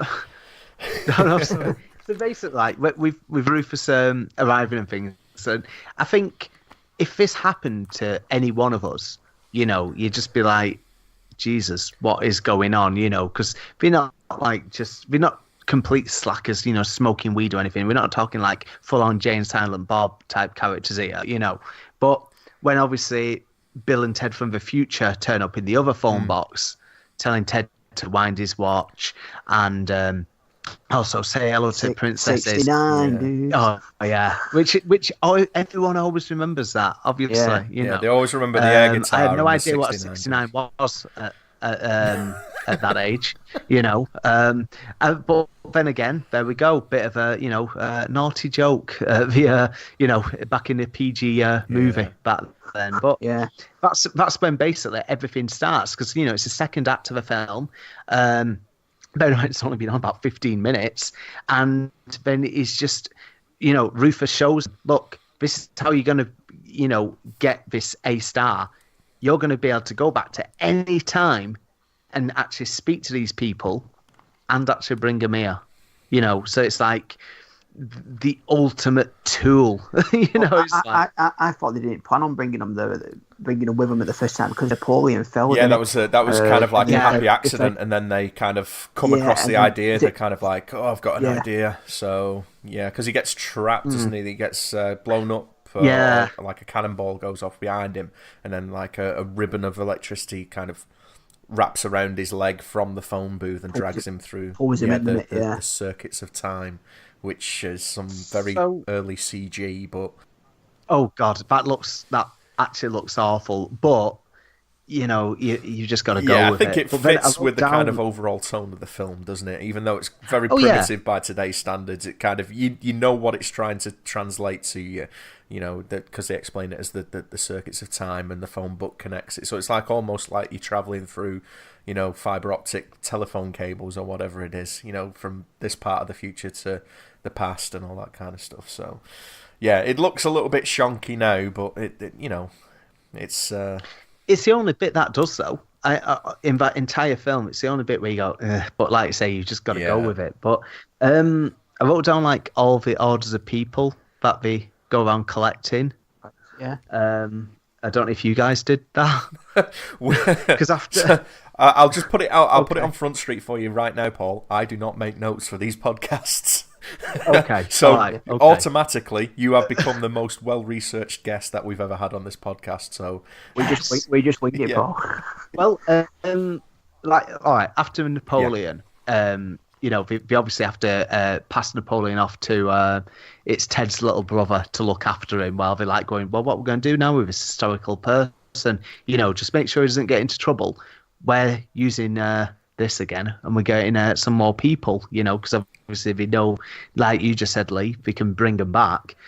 So they set off and go get Billy the Kid, which Mr. the Kid. is, yeah, you know, which is really funny though, you know, because it's like just not being ID'd for beer, you know, because they're in like the old Wild West, and it's just, I think if you were going back to that time, you'd be like, shit, what is going on here? You know, no rules, and you would be scared. Shot. Yeah, exactly. You'd be dead in seconds. You know, you see like how they deal with it in Red Dwarf. You know, when they use the bloody VR machine. You know, like how much you panic. So like to be a kid, you know, or a teenager and going back to time, it's crazy. But yeah, basically after we get Billy the Kid and we get Socrates, I think that's when film really starts picking up because. You don't really know what the princesses as well, don't you? Yeah. I mean, it's funny because like all that happens, like Mike said, like within about 10 minutes. But then, like with Socrates, because he can't speak English, it's just funny how they just go, "Oh, we're just dust in the wind," and then Socrates is just going, just laughing. Yeah, it's like a eureka moment, isn't it? Yeah. It's just kind of they understand each other from there, and then that kind of comes back. They do a callback to that when they're actually presenting the history report at the end. Yeah, and Ted's actually translating for him. Baseball. Yeah. It's good. I mean, how Billy the Kid and Socrates like link up throughout the film is just bloody like a comedy double act. Because two very unlikely kind of allies, but they kind of have this little friendship between each other. Yeah, and I think it's probably because it's they're the first two that are actually, you know, brought back kind of thing. Yeah. You can see them in the background, can't you? Throwing that little American football around together. Yeah. Why when they go off into the castle for say the princess, it said the babes. They go. Yeah, I love that. You know, it's a case of like, you know, to Billy, okay, you look after him while we go to the castle, and you know that's like say, Lee, we meet the princesses, and it's one of a dead cheesy joke, but like when they get captured there, and it's like put them in the Iron Maiden, and we just go Iron Maiden, excellent, and you know you just like execute them. Yeah, you know, oh, you know, but there was something I was quite surprised at, and there's a bit, you know, where they think Ed's being killed, they hug each other, and then they go fag, and I was like, oh, like nowadays you'd never get away with that. I think I brought this up in an earlier podcast. We did it in the Bogus Journey as well, don't they? Do it? Do they? Right. Yeah. I mean, it's just I don't think it's done from a place of kind of hatred. Oh no, I don't. I don't. It's just like it's how I suppose people acted, you know. Back then, like with your mates and things, you know, it's just, I think, just certain things, I don't know, I hate looking through like modern, you know, like when you're going, well, what would it be nowadays? Because like I was thinking like 40-Year-Old Virgin the other day, and that whole scene where you go, you know, I know you're gay, you're like, I can't remember the band or something. You know, it's like, well, you're gay because it's, and you're like, that's only from 2000. Because they're playing the computer, aren't they? Just sat next to each other, and they're like, do you know how I know you're gay? Because you like this, and well, do you know how I know you're gay? Yeah. It's weird because I mean, that's you know, they're obviously going for kind of like a comedic tone there, but I think with the the whole fag thing. I think what people miss is how words can actually, the meaning of words can actually morph throughout time, kind of thing. It doesn't necessarily, just because they're calling each other a fag, it doesn't necessarily mean that they're calling each other, gay in a derogatory way. It was just, fag was kind of like, oh, that's faggy. That, that could be termed like to mean something that's a little bit lame, or a little bit kind of like. Yeah. No, but it makes sense, and like I say, it's just obviously how language changes and stuff. But anyway, let's keep it light. Sorry. So after Socrates, who do they collect, Paul? Yeah, well, I say we only meet the princesses, but we obviously just say hello type thing, and then basically because Billy and Socrates actually rescue them from getting their heads. Yeah, exactly. And there's that brilliant like getaway, because that's how you see like Billy and Socrates just like, we're just having a laugh, because this is it. I'll touch on that point I was about to make in a minute, but this is like the nip to the future, and they have the first time where they actually told themselves you're going to be very important, and it's like, they want us to say something, and that's like when we do like the guitar motion, and then like all the main people in the future all start doing it, and you're just going, bloody hell, what's going on here? It's like, this really is a big thing. Well, I was wondering at that point, like when they go to the future in that scene, is that before Rufus is actually sent back? Is that the point where they actually start the strum as kind of like almost a salutation or a greeting? Maybe. I don't necessarily see that as kind of like being after Rufus has already gone. You. I think they might have just. Yeah, do you know what I mean? It's like a time dump type thing. Yeah. Yeah. I mean, it's just a funny thing, really, because it's like you see that bit and you just go, right, well, it's just hammering home the point where it's that sort of like little tease going, this is more than just your exam type thing, and obviously then touched upon again, because it's only like a 2 or 3 minute bit, because straight after that it's to go and get more people, because it's like, right, well, who've we got now? And what have I got here? Booth breaks. Oh God, I can't even read the finger. Well, the booth breaks before they go to the future, don't they? Because the guy is swinging the mace on the horseback, isn't he? And he kind of whips it through, and you see kind of like the animation and like the sparks fly, but they don't kind of reference it, kind of thing, really. Until a little bit later on in the film, and then they discover that they've got no control over the booth anymore because the antenna is broken, so they literally have to fix it with like tin pots and that made chewing me gum, laugh, don't they? Chocolate pudding with it. Oh, it was, but I thought it was funny then, because it was that sort of like when it showed the apes of the cavemen type, so it's like showing we can't go any further to the past, really, so it's like from one extreme right to the future, and then another one right in the prehistoric era type thing, and go on. We're definitely not dealing with a quantum leap type time travel where you can only leap within your lifetime, so this is like go almost as far back to the dawn of man as what you can, and then go 700 years in the future, kind of thing. So what I find interesting is how they can actually, not only are they going back and forward through time, but they go into different destinations, because obviously they go to France and pick up Napoleon there. They go over to, I'm assuming it's Greece. Where's Siegfried from? Greece with Socrates. Austria, and then Socrates from Greece as well. So it's interesting how they actually the phone booth actually operates like a TARDIS in that respect, because it's not only travelling through time, but it's travelling through space as well. Yeah. I mean, that's when they just say, isn't it? They're going, well, we've still got a bit of time. Let's just, and this is a bit you were on about, Mike, let's just go and get a few more people. So it's just Beethoven playing, and it just makes me laugh when, it's like this posh, dinner type thing, entertaining guests, and then the next minute you just hear this like crackle and flash, and then it just being wheeled off, into the booth. Out you go.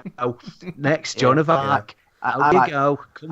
I like the one with Abraham Lincoln when they knock on his door and he's like, that's brilliant. And he goes, gets his hat done and he walks the door and you see Genghis Khan gets on and goes, and pulls it's absolutely hilarious. Yeah, they tempt Genghis Khan with a Twinkie though, don't they? So yeah, basically they've got everyone there really. So they've obviously got like a full phone booth, and it shows it, doesn't it? Because all bloody hanging out, like the doors are open type thing, and you can't really fit anyone else in. Yeah, they're almost like riding it like a canoe at that point, aren't they? They're all kind of like stood out. Yeah. I think basically. Do you know that scene? Do you know that scene where they see themselves at the care circle? Yeah, circle care. They're all crammed in that phone box when they stood up. Yes. At that point, they've been round to they've been and collected everybody at that point, and they're all crammed in there. And you think to yourself, how the hell are they all crammed in there as well? You know what I mean? At that point, it's a nice touch. It's probably best not to think about that, because if you go through the film with a critical eye and you look at the actual phone booth and who's in the phone booth, they all kind of move positions. And at some points you can tell there's only maybe like 2 or 3 people behind them in there. Yeah. So it's probably best not to think about that. But I just choose to see it as kind of like a prototype version of the TARDIS, because you fit. It's bigger on the inside. Yeah, that makes sense. But then after we've got everyone, it's like one of the all-time favourite scenes in that film, which always gets stuck in my head, and it's basically taking Napoleon out with Ted's brother and his mates when they go to the ice cream place and get the what a slag! Well, the Ziggy Piggy first, it's just like, this is brilliant. Just because, like, I was watching it with Carrie, my wife, and she goes, "It's a bit tight that when we just call him a pig and start doing pig noises."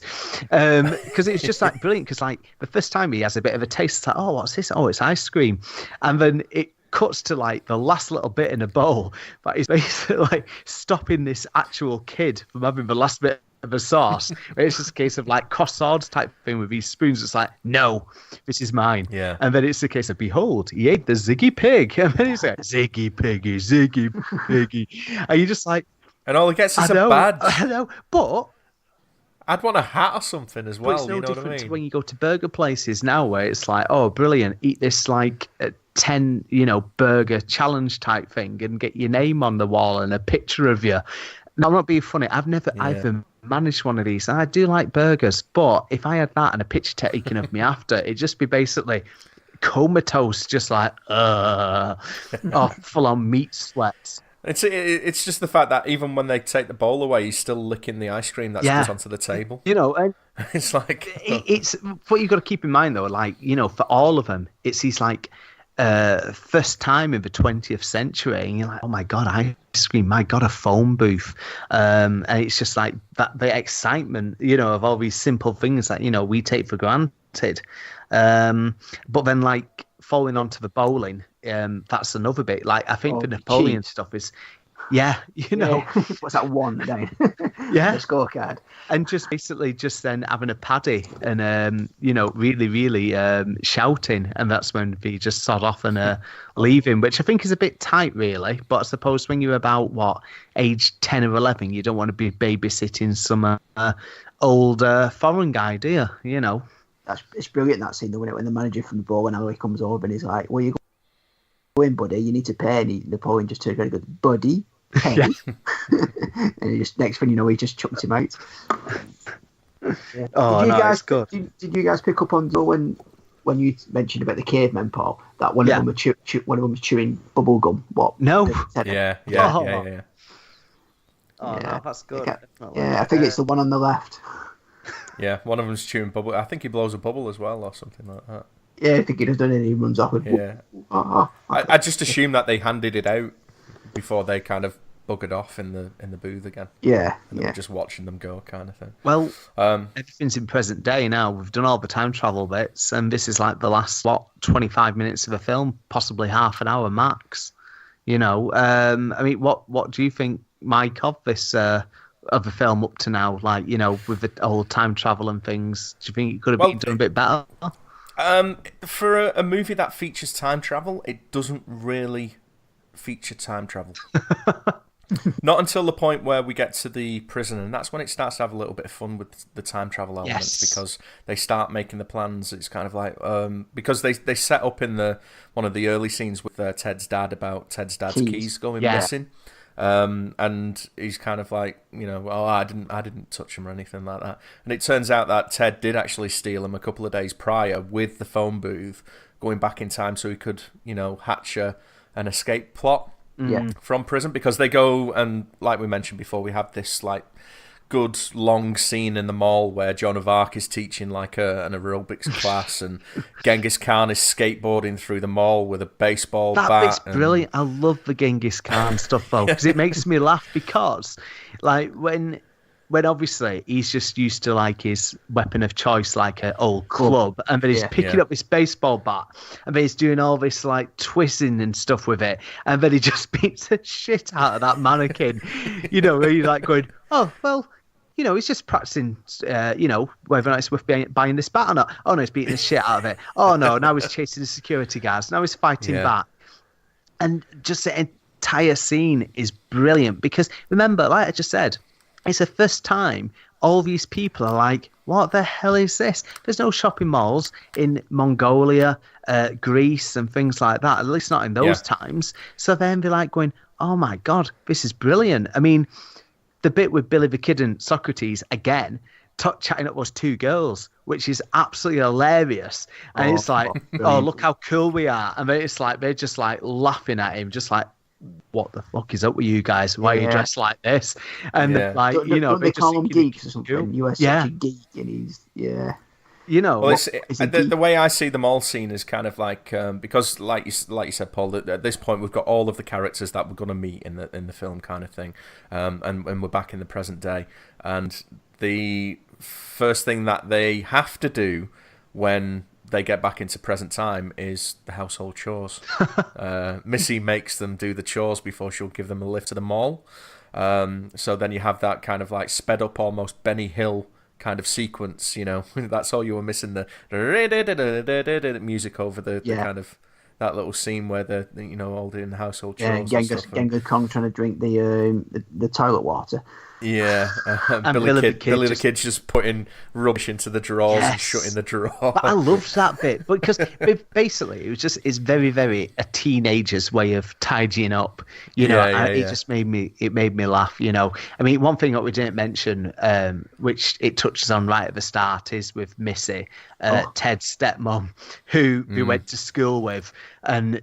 Bill's stepmom, I should say, and Ted just keeps taking the piss, like going, "Oh, didn't you ask her out or something?" Mom, dude.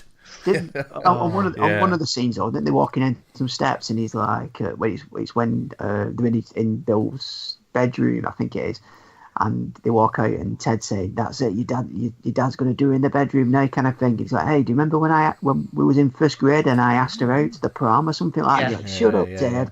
Yeah. So you think that she must be like 5 or 6 years older than Bill and Ted? Yeah. I think she was a senior when they were freshmen. So yeah. I'm guessing that's kind of like she was in like year 11 when that's it. Sorry, they were in year 1 kind of thing. Yeah. Or year 5 or whatever it is. Yeah. But it's just kind of like the way like Bill's dad gives him the money. He's like, just go and get yourself a slushie from the Circle K, whatever, and just you get that shot where he's shutting the door and he's got that kind of "I'm gonna fucking ravage you on your bed" look in his eyes, and it's kind of like he had that look in his eye when she came into the room and she put the drinks down. And because he looks at her ass when she bends over, doesn't he? And it's just kind of where does skipping to the next bit after the mall, because they all got arrested, but it shows like at the same time Napoleon's gone swimming, but the way he gets into swimming baths just makes me laugh, because it's like this woman just going, 7 children, please, or whatever. Napoleon's obviously short, so not much taller than a child. And it's just like, he just sort of ducks a little bit. Yeah, he just waltzes in, swimming outfit from? Well, that's his underwear, isn't it? Is it? Right. Underneath his uniform. Yeah. Yeah. Well, he's loving it. There's water in it.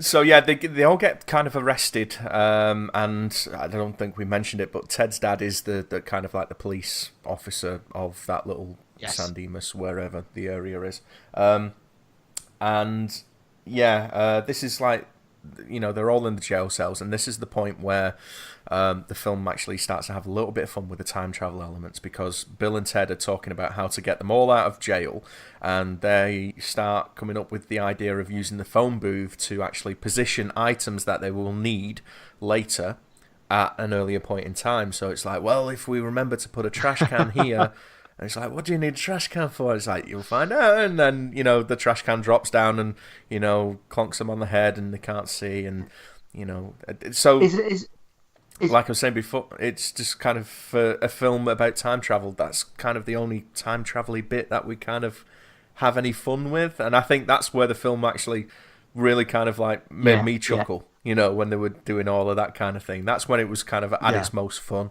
for me, because I could care less about them going back and, getting all of the guys from history, because we don't really spend that much time in the historical period. You don't get to see them all that much. Yeah, so, it's not so much of an adventure through time. It's just kind of like they're more interested in getting them into the future and having the kind of like shenanigans in present day. Yeah. Isn't the one flaw though? With the keys, the scenes with the keys, when he's like, right, okay, we need to remember to put we'll stash the keys somewhere. Where should we stash them? Put them behind this sign. And he's like, oh yeah, they're here.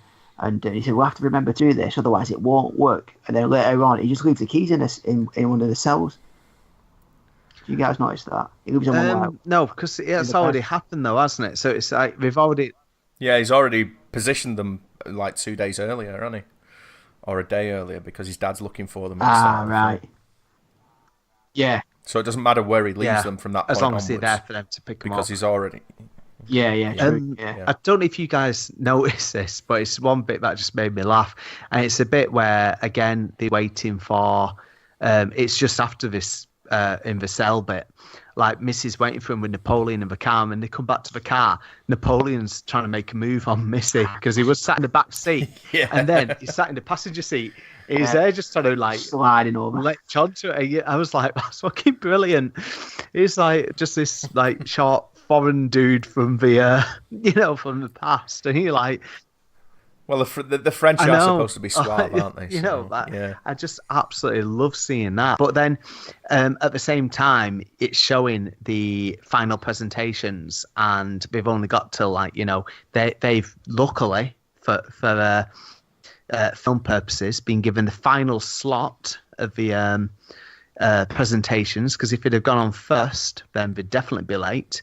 But fortunately, final slot. And their teacher's about to give them the F and then fail them. But then we also see a few clips of some bloody awful presentations, just to a load of jocks and meatheads, just like going, yeah, so this is a really good town, and if God lived here, now we'd really like it. Sunday was rocks! Yeah. Like, what? They all got mad for that scene. Yeah, I know, we do. What I want to know about the presentation is, even though they're on the kind of like the last slot, which is, like you say, Paul, quite fortuitous from their point of view, how the fucking hell did they manage to actually do all of the production that they needed? Because it's quite they've got a light show ready, they've got smoke, music, they've got pyrotechnics, and they've got everything there, and it's kind of I get that, but I don't think they're smart enough to do all of that shit, because they evidently can't play their instruments. It doesn't say, but you could put it down to maybe Rufus doing it, possibly, because I don't know. I guess I'm just guessing. Or maybe Beethoven did the music elements. Well, if it end at day, it doesn't show any, like you say, research into what they're going to get each of them to do, and talk about, But I love the music on this scene, like obviously the lights go off, and I know then you've got like Billy the Kid doing the intro, and there's just like this really, really good guitar piece, and it's so emotional when you're like, yeah, they've done it, and it's like dead obviously 80s, but you're like, come on, and it's like you're getting the crowd to clap along as well, Granted, he does, threaten to shoot, or he does shoot. Well, it feels it feels like very triumphant, doesn't it? Most triumphant even. Yeah, most triumphant, and like you say, the audience reaction, they start off pretty cold and then they start warming to it, and eventually they get won over in the end, don't they? But it's interesting because the one thing that I get, even though it's the presentation that they're doing is supposed to be a history thing, there's no fucking history in it. There's very, very little facts. I think they throw out a few facts about, I was just about to say that. That's the only one. Blah, blah, blah. Yeah, and the rest of it is just kind of almost like a rock concert, which is essentially, what these guys aspire to do. And for content, I don't think they would get an A+. But for presentation, they might. It's funny though, because this is like right near the end. This is where you see, obviously, Ted's dad's got the dustbin off his head, and him and Bill's dad are running in, and they like arguing with each other, like, "Oh, this is it's going to military school now. Your son's just ridiculous. Obviously, he gets it from you. You've no discipline," and they're still arguing. And then, boom, they walk in and they see this presentation of up on stage, because obviously they're wondering where all these people have just gone out of the cells. Like, what the hell is going on here?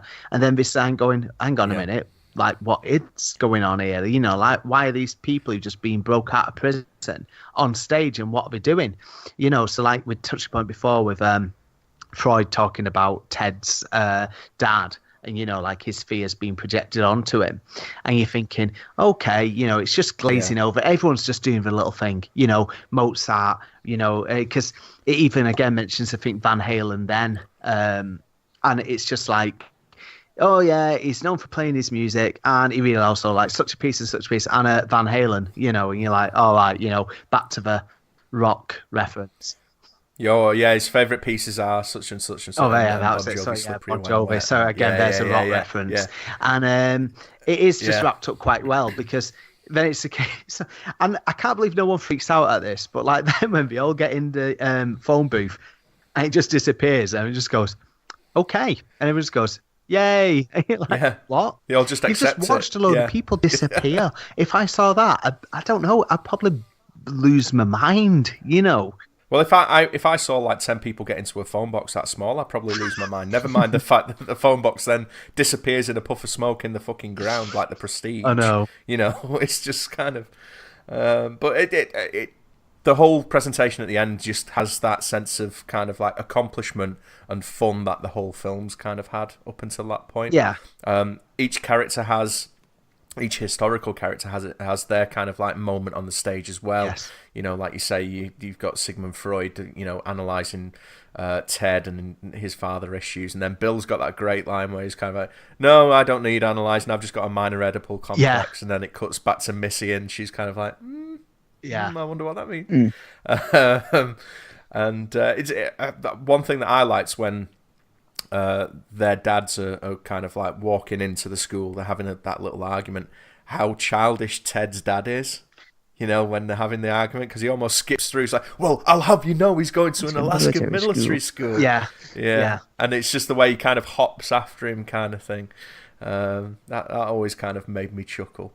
But I mean, there's not too much more after that. It was only a few minutes, because it's just, and this is what I was linking to right at the start, but because then it's going, all right, now we've really got to make a proper go with this band, and they're still not really talking about the future, why we've got to make it big. It's just that we just want to be rock stars, and that's... Well, it goes back to that line. I don't know if you picked up on this when you were watching it, but it goes back to just kind of very off-the-cuff line that I picked up on when I was rewatching it, where they're outside the Circle K, and they've met each other. Their future selves have come on the phone box, and then they zoom off in their phone box, and then they're trying to decide what they are going to do, whether they should listen to Rufus, and then I can't remember which one asked the question, but he says, "But why would we lie to ourselves?"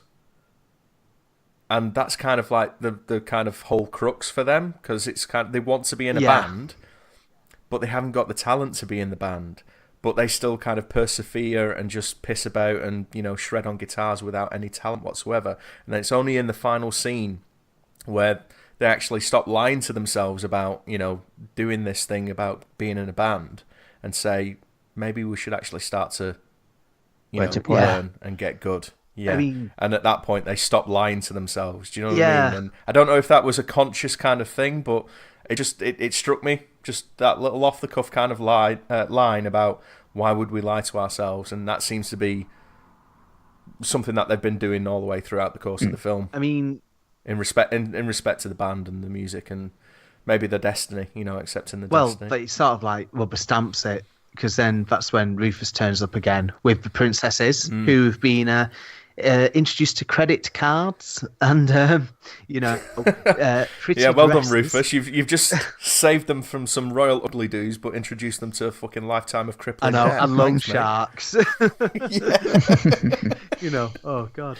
But it's quite funny, because then it's like, all right, Rufus then obviously not going to be George Carlin doing all that guitar work, or if it is, I'd be very No, amazed. it wasn't. No. But then obviously he's got them proper gear so they can then practice, because he says to them, it's really, really important. You guys have got, such an important part of history to play. With your music, it says it's going to span galaxies, and also bring people together. So, as I started mentioning right at the start when we started talking about Bill and Ted, you've got some of that, and again, some of the issues with Bogus Journey, ending with God Gave Rock and Roll to You, and also having kids that are like going to be in the band.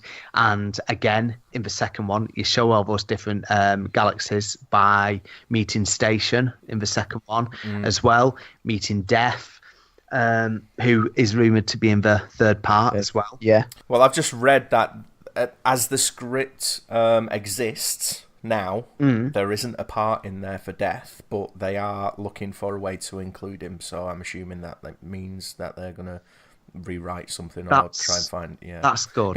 He wants to come back. William Sadler does actually want they'll get him to in there. appear. Yeah. Oh, of damn course, right. Yeah. Damn right. I mean, this is what I was saying. So it's got to go full circle, and like any story, you've got this sort of like beginning, middle, and end, and obviously you're thinking, right, at the end of the Bogus Journey, it does work as an ending to the story, but then they've talked about doing a third film for absolutely ages, for almost 20 years, maybe even a bit longer, and then to obviously go, well, this Bill and Ted Face the Music, then they will end up, showing. I think they'll go more into the reasons and how the music's been so important, to saving humanity and mankind, and also, these other planets and stuff. So I think it's going to link it into that way.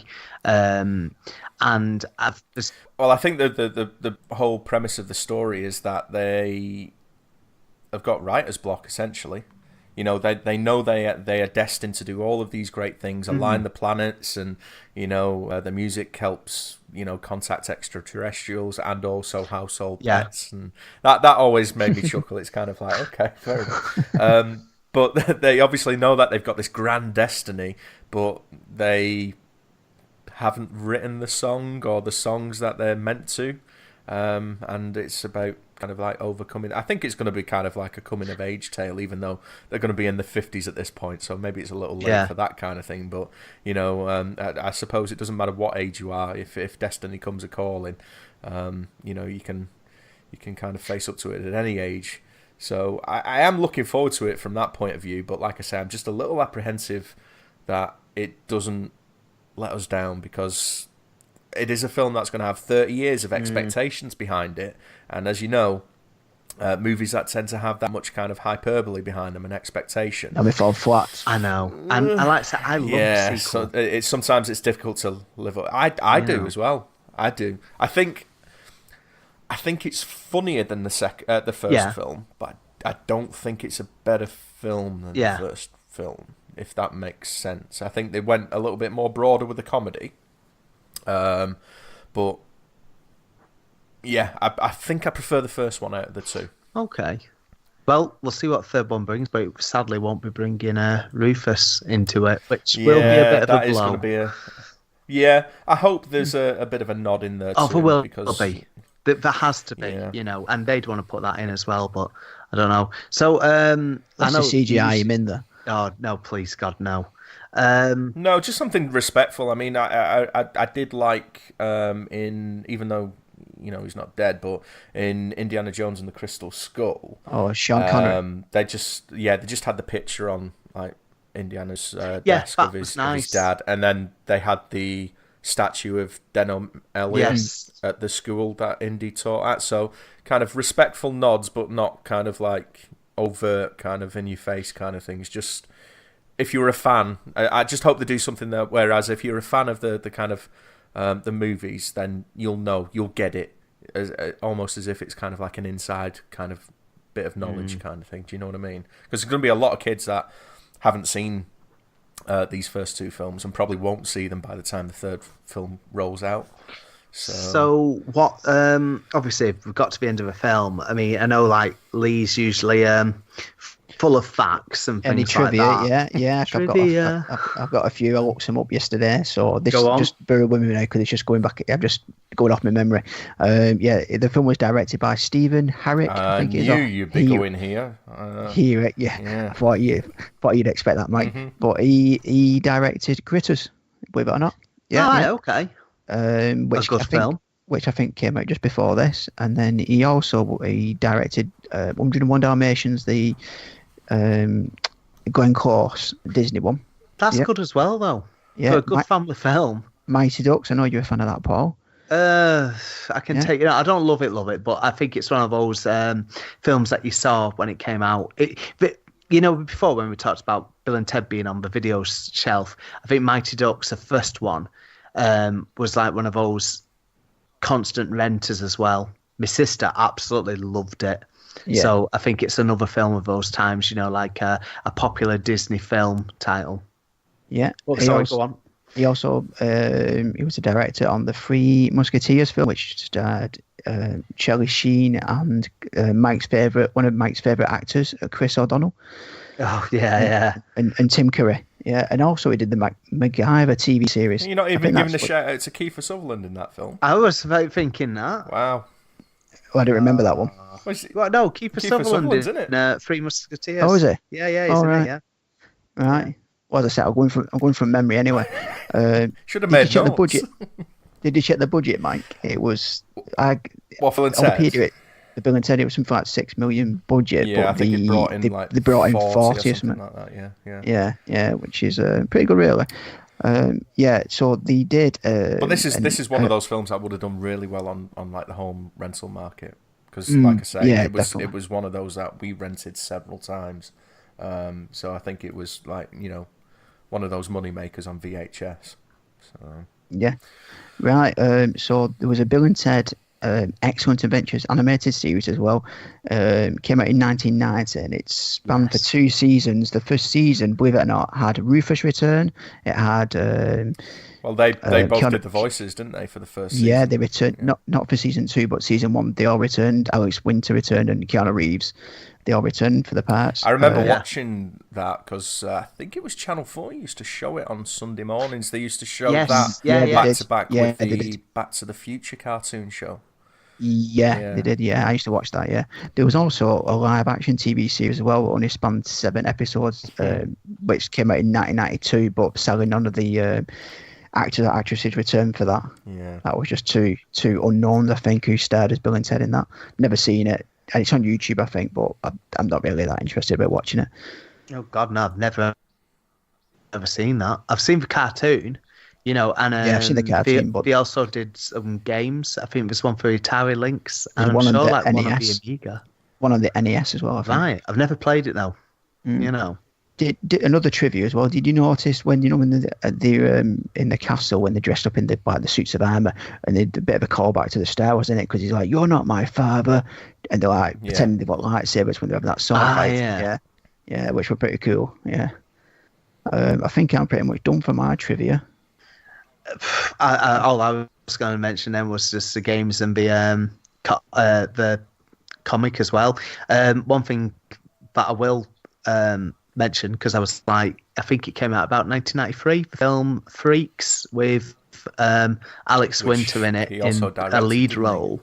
Well, he co-directed. Yeah, and the small cameo as I think it was Dog Boy, Keanu Reeves playing him. Yeah. So it's like, oh, it's Bill and Ted in a film again. And when I was like about 13, 14 at the time, I was like, God, I hope they do that third film, you know, and now 26, 27 years on, they are. Well, you're getting your happening, wish, yeah. aren't you? So. No, honest to God, right. Bill and Ted Bogus Journey is the first film I watched more than once at the cinema. So I watched it twice. I was in year 7 at school, and I started growing my hair because I really wanted long hair like Ted. And yeah, so that was it. Yeah, back in year 7. So yeah, age 11. Did you guys think that the guy who played Beethoven looked incredibly like Rick Mayall? No. No. I didn't. Sorry, no. Yeah, I don't know about you, Mike. I've always thought that when I was a kid growing up. I was like, is that Rick Mayall, that? But wait, it's sadly not. Yeah, you're on your own. Sorry, Paul. Right. I don't see that one. No. Cheers, guys. No, I didn't see anyone like that I recognised in it. I know, like you're the master at usually doing this, Lee. But you've got one, you know, Well, I recognise the guy who played Billy the Kid because he was in Tron. Oh, right, okay. I've not watched that for a very long And time. he also came back for Tron Legacy. yeah, as and the well. guy who played Genghis Khan as well. He's been in a lot of action films like Die Hard. We mentioned this in the Die Hard episode. Yeah. Yeah, he's like the go-to guy if you need an Oriental henchman. That's You know, it, yeah. Yeah. I think Last Action Hero. I think he was in that as well briefly, and he obviously Die Hard, and he's cropped up in a good few films, action films.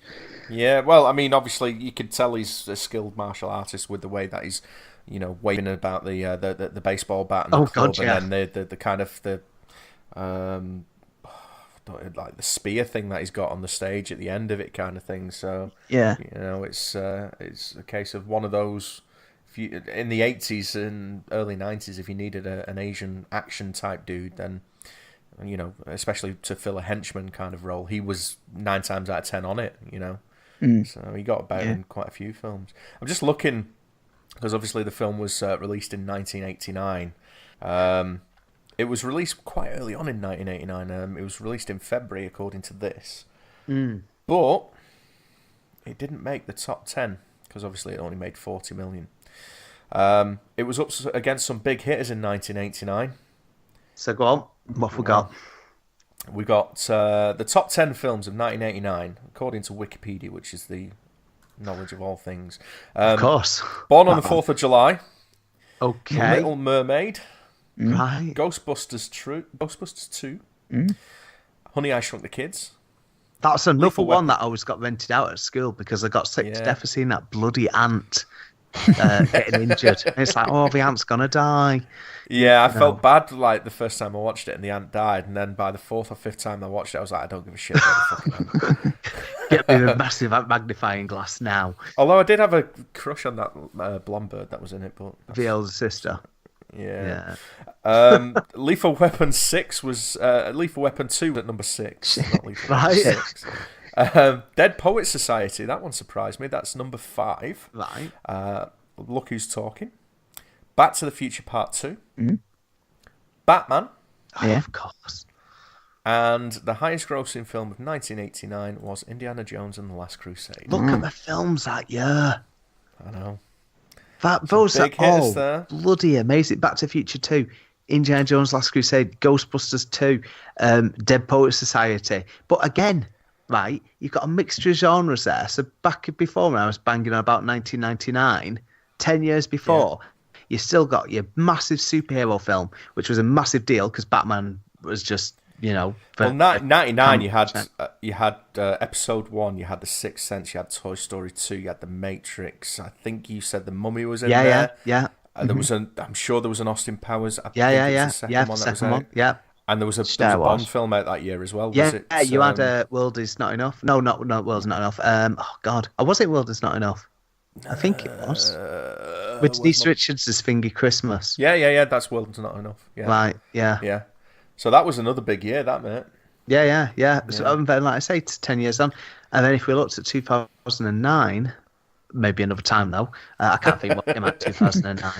You know, we're totally gone off tangent here. Look at this. This is what we're known for a doing, waffle mate. sandwich, an hour and a half of chat, 20 minutes about Bill and Ted, and then about another hour of, you know, post Bill and Ted. Waffle.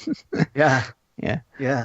Did you read that, Mike, as well? That they weren't supposed to use the phone box, was it, as a time travel device? It was supposed to be a car or a van or something like that, but they took it out. They changed it because it was too similar to Back to the Future with the DeLorean. Yeah, that's right. Yeah. I could see how that could happen. Oh. Yeah, well, it's like you were saying earlier, Paul. If someone was to rock up with a time machine, a phone booth that was a time machine, and I was told to, jump in, or I'd be like, hang on a minute, where's my fucking DeLorean? I'd feel shortchanged, So, I just one other thing I wanted to point out about when it was released the same week as The Burbs. Right, okay. I've not watched that for a very long underrated film. So yeah. But it was also the week before it, The Fly 2 came out. So there's one for Lee. He likes his. I prefer the original though. Mike. Definitely. Yeah. Heavy Stuff doesn't really have the same gravitas as Jeff Goldblum, though, does it? It doesn't. But I mean, even though the top 10 is kind of like a who's who of like massive films, there's loads of other films that came out in '89. You've got Kickboxer, Field of Dreams, Pet Sematary, K9, all kinds. You had of a stuff. Mixture. You did. You've just named off another 4 or 5 there, and like a proper mixture of stuff again. I think at some The point Abyss was '89. There was a Star Trek film. God. It's like you were saying, Paul. It's kind of like it seems like the length and breadth of types of films that came out was obviously a lot more kind of like diverse than what it is today. But we have the same conversations on our show about games, because you think like nowadays, if a film's a flop, then it can just kill a studio absolutely stone dead. Like one mistake, you've had it. So then you don't get companies willing to take that risk. Whereas years ago, when the budgets were a little bit smaller, I know you still get like a few films nowadays, from out of nowhere and stuff, and they do really well. But you've got such a mixture of films back then. You got such a mixture of games back then, and it was all about imagination. Everything was still new and fresh. Granted, film has been around for several decades before, but they could spruce up, some genres and take them into new directions. And like when you look at horror films in the 80s, the director's end, they'd be fans of films from the say 40s and 50s. It'd be like, right, well, I'm going to do a horror film, but now it's just a case of, all right, what should we do now? We'll do, I know it, people's like the look of it, but all right, we'll remake Pet Sematary. Right, we'll remake it. Right, we'll remake. I'm just waiting for Fight Club to be remade and stuff like that. Yeah, it's going to be a sad day when we get the remakes of things like Back to the Future and Jaws, because I mean, I would consider them untouchable, but I know it's going to happen at some point. Well, I read. Christ, I don't know. You mentioned it. It may have been you guys. There was meant to be rumored to be a remake of Big, but having women instead of guys. Now, to me, if that happens, that's a shit idea, because they've already had that really with Freaky Friday, which is being done twice in the 70s, and then with Lindsay Lohan. Also, that 13 going on 30 as well. Yeah, with that did it with Jennifer Garner. Jennifer Garner, yeah. So it's not needed. It's just pointless. When you brought up The Matrix before, mate, it was one of those where there's one of those rumours that doesn't seem to kind of like fully go away, where there's a rumour that they're going to remake The Matrix, but the one this time is going to be a woman. And it's kind of like, do we really need that?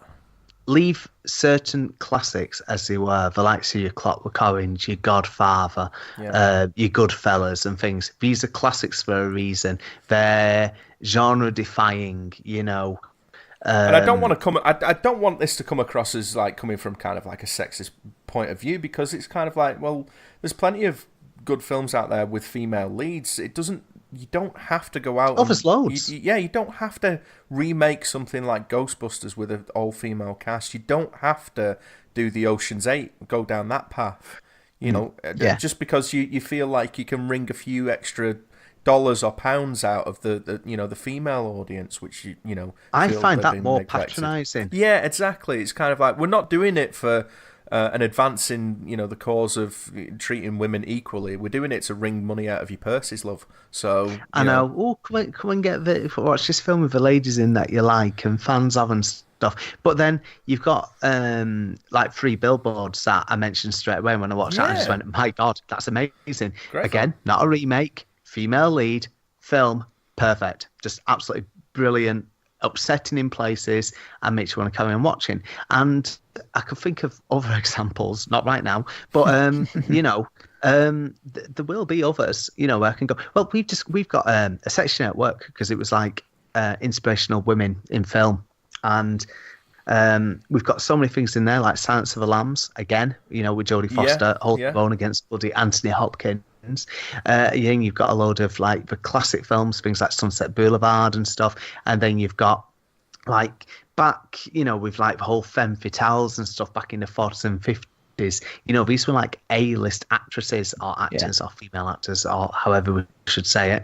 But yeah, it's just, you don't need things like that. We're going to do Ghostbusters, but with women. We're going to do Police Academy, but this time we'll have, mainly women and stuff. And you're like, no, just come on. There's enough ideas, just leave certain films. It's not me being precious about childhood. It's just, this is a bad idea. I agree. Yeah, I didn't dislike the female lead version of Ghostbusters because it had women in it. I disliked it because it was a shit fucking film. But you can't say Simple as that. You must dislike it because it's got women in it. No, sorry. I was expecting something a lot worse because I was expecting probably the worst film ever. But I've seen worse. But then again, I know you give Lee stick for this, but I have seen a lot of really rubbish horror films, so then I sort of go, well, it's not as bad as like Evil Bong 8 or something like that. Yeah. I only give him stick for it because it's a case of like, how do you find these? It's kind of like, that line in Batman, where does he get these wonderful toys? Well, it's like, where do you find these shitty films? They're not wonderful, Mike. We used to have these conversations like I say, when in the quiet periods at the cinema, Lee had come in, start his shift, and like, oh, you'll never believe what I watched the other night. I've just found this DVD and blah blah blah, and it'll be some really like absolutely obscure movie that no one's ever heard of before, never had a theatrical release, probably only been printed on DVD 5 times, and he's managed to find one of these copies. You know what I mean? Yeah. It's kind of well, like I say, every week without fail, he'd have like another kind of like low budget. And I used to watch low budget horrors. Like I've always said that the one thing that sticks with me is something called the Bite. Yeah. That's one. I remember The that. Bite 2, where the guys, and that was one of those kind of low budget horror films. But Lee's knowledge on those just fucking blows me out of the water. Better though. Basically, we said this before, but like honestly, what was classed as a low budget 80s and 90s horror, and about early 90s, it was still watchable. By the time you get to like things like Charles Band, Full Moon, I'd say 1998 onwards, when you started getting like, oh, we're not even going to do. Well, yeah, Puppet Master series just went awful because not everything was done then with actual practical effects. It was just really, really rubbish, like CGI done on an Amiga type thing. Because, like, to save a few quid. Like, I saved a customer the other day, and Leprechaun 1 and 2 have just been re-released on DVD this week. £7 for both. Cheap plug there. But I was like, but you know what? Those first couple be quite watchable. And I was saying to a customer, I went, yeah, I like the original Leprechaun films before getting ridiculous. It's like Leprechaun in Space, Leprechaun in the Hood, Leprechaun and Ice-T go out for iced tea. It's just, no. Wasn't a new one? Was it last year, the year before? Because there's a YouTube channel called Dead Meat. Yeah. And they do something called the kill count, where they list like all of the kills in the films and how they died and stuff like that. So it's quite a fun little chat. I told you about it before, haven't I, Lee? That Dead Meat. Yeah, I've checked it out. That's worth checking out, that one. Yeah. But just same with that Leprechaun as well, though. I think the sequel, what you're in about, what came out last year or earlier this year, I think it was an actual official sequel to the first film, so it just ignored the sequel. Yeah, it was, because it had it had I can't remember the dude's name, but the dopey looking guy, he came back. Well, he was in Teen Wolf, wasn't it? Yeah, that's him. Yeah. Yeah, so they had him back, even though they killed him off, but they kept him around as a ghost or something. Yeah, like that. no, I think no, we didn't kill him off. I think he just had his ear bitten at the end of the original film. I think the leprechaun bit. No, in the new one they killed him off in the new one. Oh right, they killed him off. Oh right. Yeah, and then he came back as a ghost, so he's still a character, an active character in the Yeah, film. yeah. But yeah, not good. But no, no, but no Warwick Davis though. well, to be fair, now he's probably a bit too old to be doing it. You know, it's like I'm sure he doesn't want to run around at the age of 50 odd or whatever, dressed up as a leprechaun. I just wondered if they approached him for it and said, "Do you want to be in this?" Or be just kind of like just thought, "Well, we'll not even ask him. We'll just get somebody else in younger." Well, they had Finger, didn't they? They got Hornswoggle from WWE for one of them. And you're like, "All right, we just need someone like who's just short." I've never seen that. I've never seen that one though, but from the reviews I've heard it's dog shit or something. Yeah. Anyway, look, we'll obviously move on because I think Mike's just basically going to lose the will to live. No, it's fine. Listen, I've got to take that one on the chin because I think I started that little tangent there. So. Oh, look, it's just, to be fair, it's been good discussing a film that I love. You know, it was quite hard to narrow it down because I could have easily gone for, for likes of things like Fight Club or one of my 1999 films or something like that. Yeah, which well, if you were going to go for a year to pick a film, then 1999 would have been the one. I know. Yeah. I think that's something that you guys need to start doing. I think every few episodes, maybe choose a film from a particular year or two films, and just I don't know. Anyway, sorry, it's your format. We'll take it under advisement. maybe when we get you back on, we'll put a load of years into a hat. We'll pull one out and then. Oh no, that'd be good. Yeah, pick a film. I think it's because like when we've done like on our show when I've been covering 2000 to 2010 very slowly because I'm only up to 03, but I've been talking about trying to do 04, like one of my favourite gaming years, But anyway, so yeah, it's a good way to do it, I suppose. I know. Let's just wrap it up with final thoughts then. So, final thoughts on the film, Paul. Go ahead. Yeah, really good. Bit dated in a way. Things that we pointed out, but I think it's something that you could easily sit down and watch on a Sunday afternoon. Like I say, 85 minutes. You're going to laugh a couple of times, unless you carry and then just went to bed going, I'm not watching this. But Theo stayed up and watched half of it with me. And that's not bad for a 2-year-old, man. I know. I kept saying, look, it's a phone box. Just looking at me puzzled. What's a phone box? I have no idea what a phone box is. I've seen a phone. You have a phone in your hand and you use the internet. It's changed so much. I could travel in this. No, honestly, Theo, it's not got doors. And you don't have to put 20 cents in it or 20p. Oh, you still get smackheads in the street, don't you? Going, you got 10p for a phone. You're like, I just don't get it. Anyway, sorry. It's a good film. Yeah, bring on part 3. Lee? Yeah, I pretty much echo everything what Paul says there. It's a good fun film. And watching it with Theo. It's a good fun watch. I've always enjoyed it. It's been a while since I've seen it anyway. I think I watched it on Sunday. We're recording this now on a Tuesday, and I watched it on Sunday, but before that must be at least 5 years since I watched it last. So it was nice to revisit, and to say I just really enjoy it. It's got a kick-ass soundtrack, I think. Yeah, I've got the soundtrack on my iPods when I do my running, and nice. I always bang it on now and again. And to say it's got really good soundtrack, so it's worth checking out if anybody can. It's probably on YouTube or something. Listen to it on there, or just pick it up buy the whole CD or something off eBay or whatever. But thumbs up from me. Yeah, really enjoyed it. What about yourself, Mike? I can't really add anything more than what you two guys have already said about it. It's it's one of those that for me it's a classic. I saw it as a kid, and it's one of those that I'll always kind of like hold, kind of like fond feelings for, because I watched it at the right time, you know what I mean? That's about it, really. Paul, plug your stuff, man.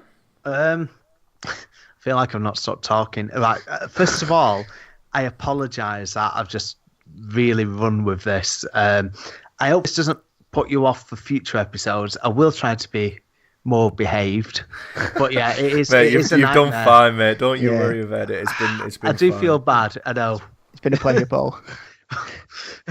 Yeah, we'll maybe just leave the notes to one side next time. No, I know. Yeah. Join us on the dark side of improv. But no, so basically, I am part of Maximum Power Up podcast. But some of your listeners will probably listen anyway. But we cover new and old games, so there's plenty to discuss. So 80s, 90s to now. I've mainly just done interviews with games magazine writers, and recently we've got out our top 10 magazines voted by our listeners on Twitter, Facebook, and things like that. By the time this goes out, we've probably got the second part of the top 10 out, because we only really do like probably one show every 3 to 4 weeks at the moment. It's just down to time and stuff. But yeah, it's just obviously at Maximum Power Up on Twitter, and if you went to www.maximumpowerup.com, you find like all the shows. So altogether now, including our little shows, is getting on for 90. So we've just had our 4-year anniversary, which is crazy. Yeah, it's good. It's tiring. But like I say, I've not been on doing any actual games chat, mainly just magazine chat. But the rest of the team, they've been putting out, bits and bobs and stuff. Yeah, cool. Yeah, good. Awesome. Yeah, it's one of the podcasts that I listen to quite regularly. It was only a couple of days ago I listened to the part 1 of the best magazines. Yeah, really good, mate. Really good episodes. I really enjoyed it. No, thank you.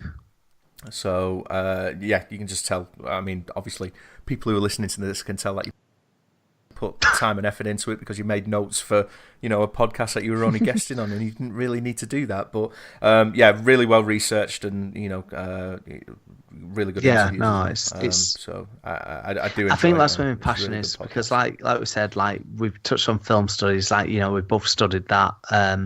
Mike, and then for someone who wanted to be a journalist, for me it's just like something that I'm passionate about, hence putting in the research and things, and I think that's across, and no other show has done that really that I know of. It definitely comes across, mate. It definitely comes across, so it's not, your efforts aren't wasted. Yeah, I agree. So.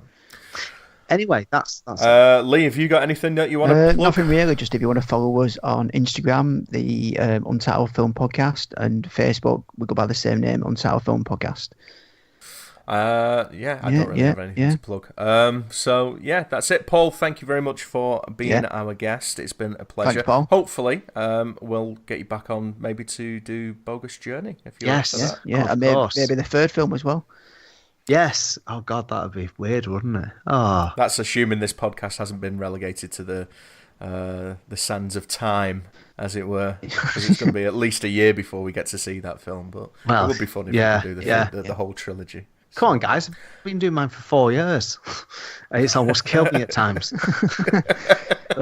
Yes, it's early days for us. Although we have just hit a milestone, 500 downloads, which I'm very happy with. So, nice one. Thank you. Congrats, guys. That's just it. You aim for those early milestones, and like I say, you do start seeing them building up and things like that as your audience grows, and you get your own niche and things, and I'm just amazed that people have listened to it full stop. So to get up to 500 downloads is amazing. So thank you to anyone who has taken the time to download and listen to us waffle on as if we have anything worthwhile to say.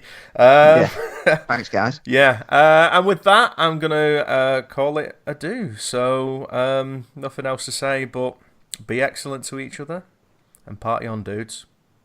Party on and be excellent to each other. Party on. Bye.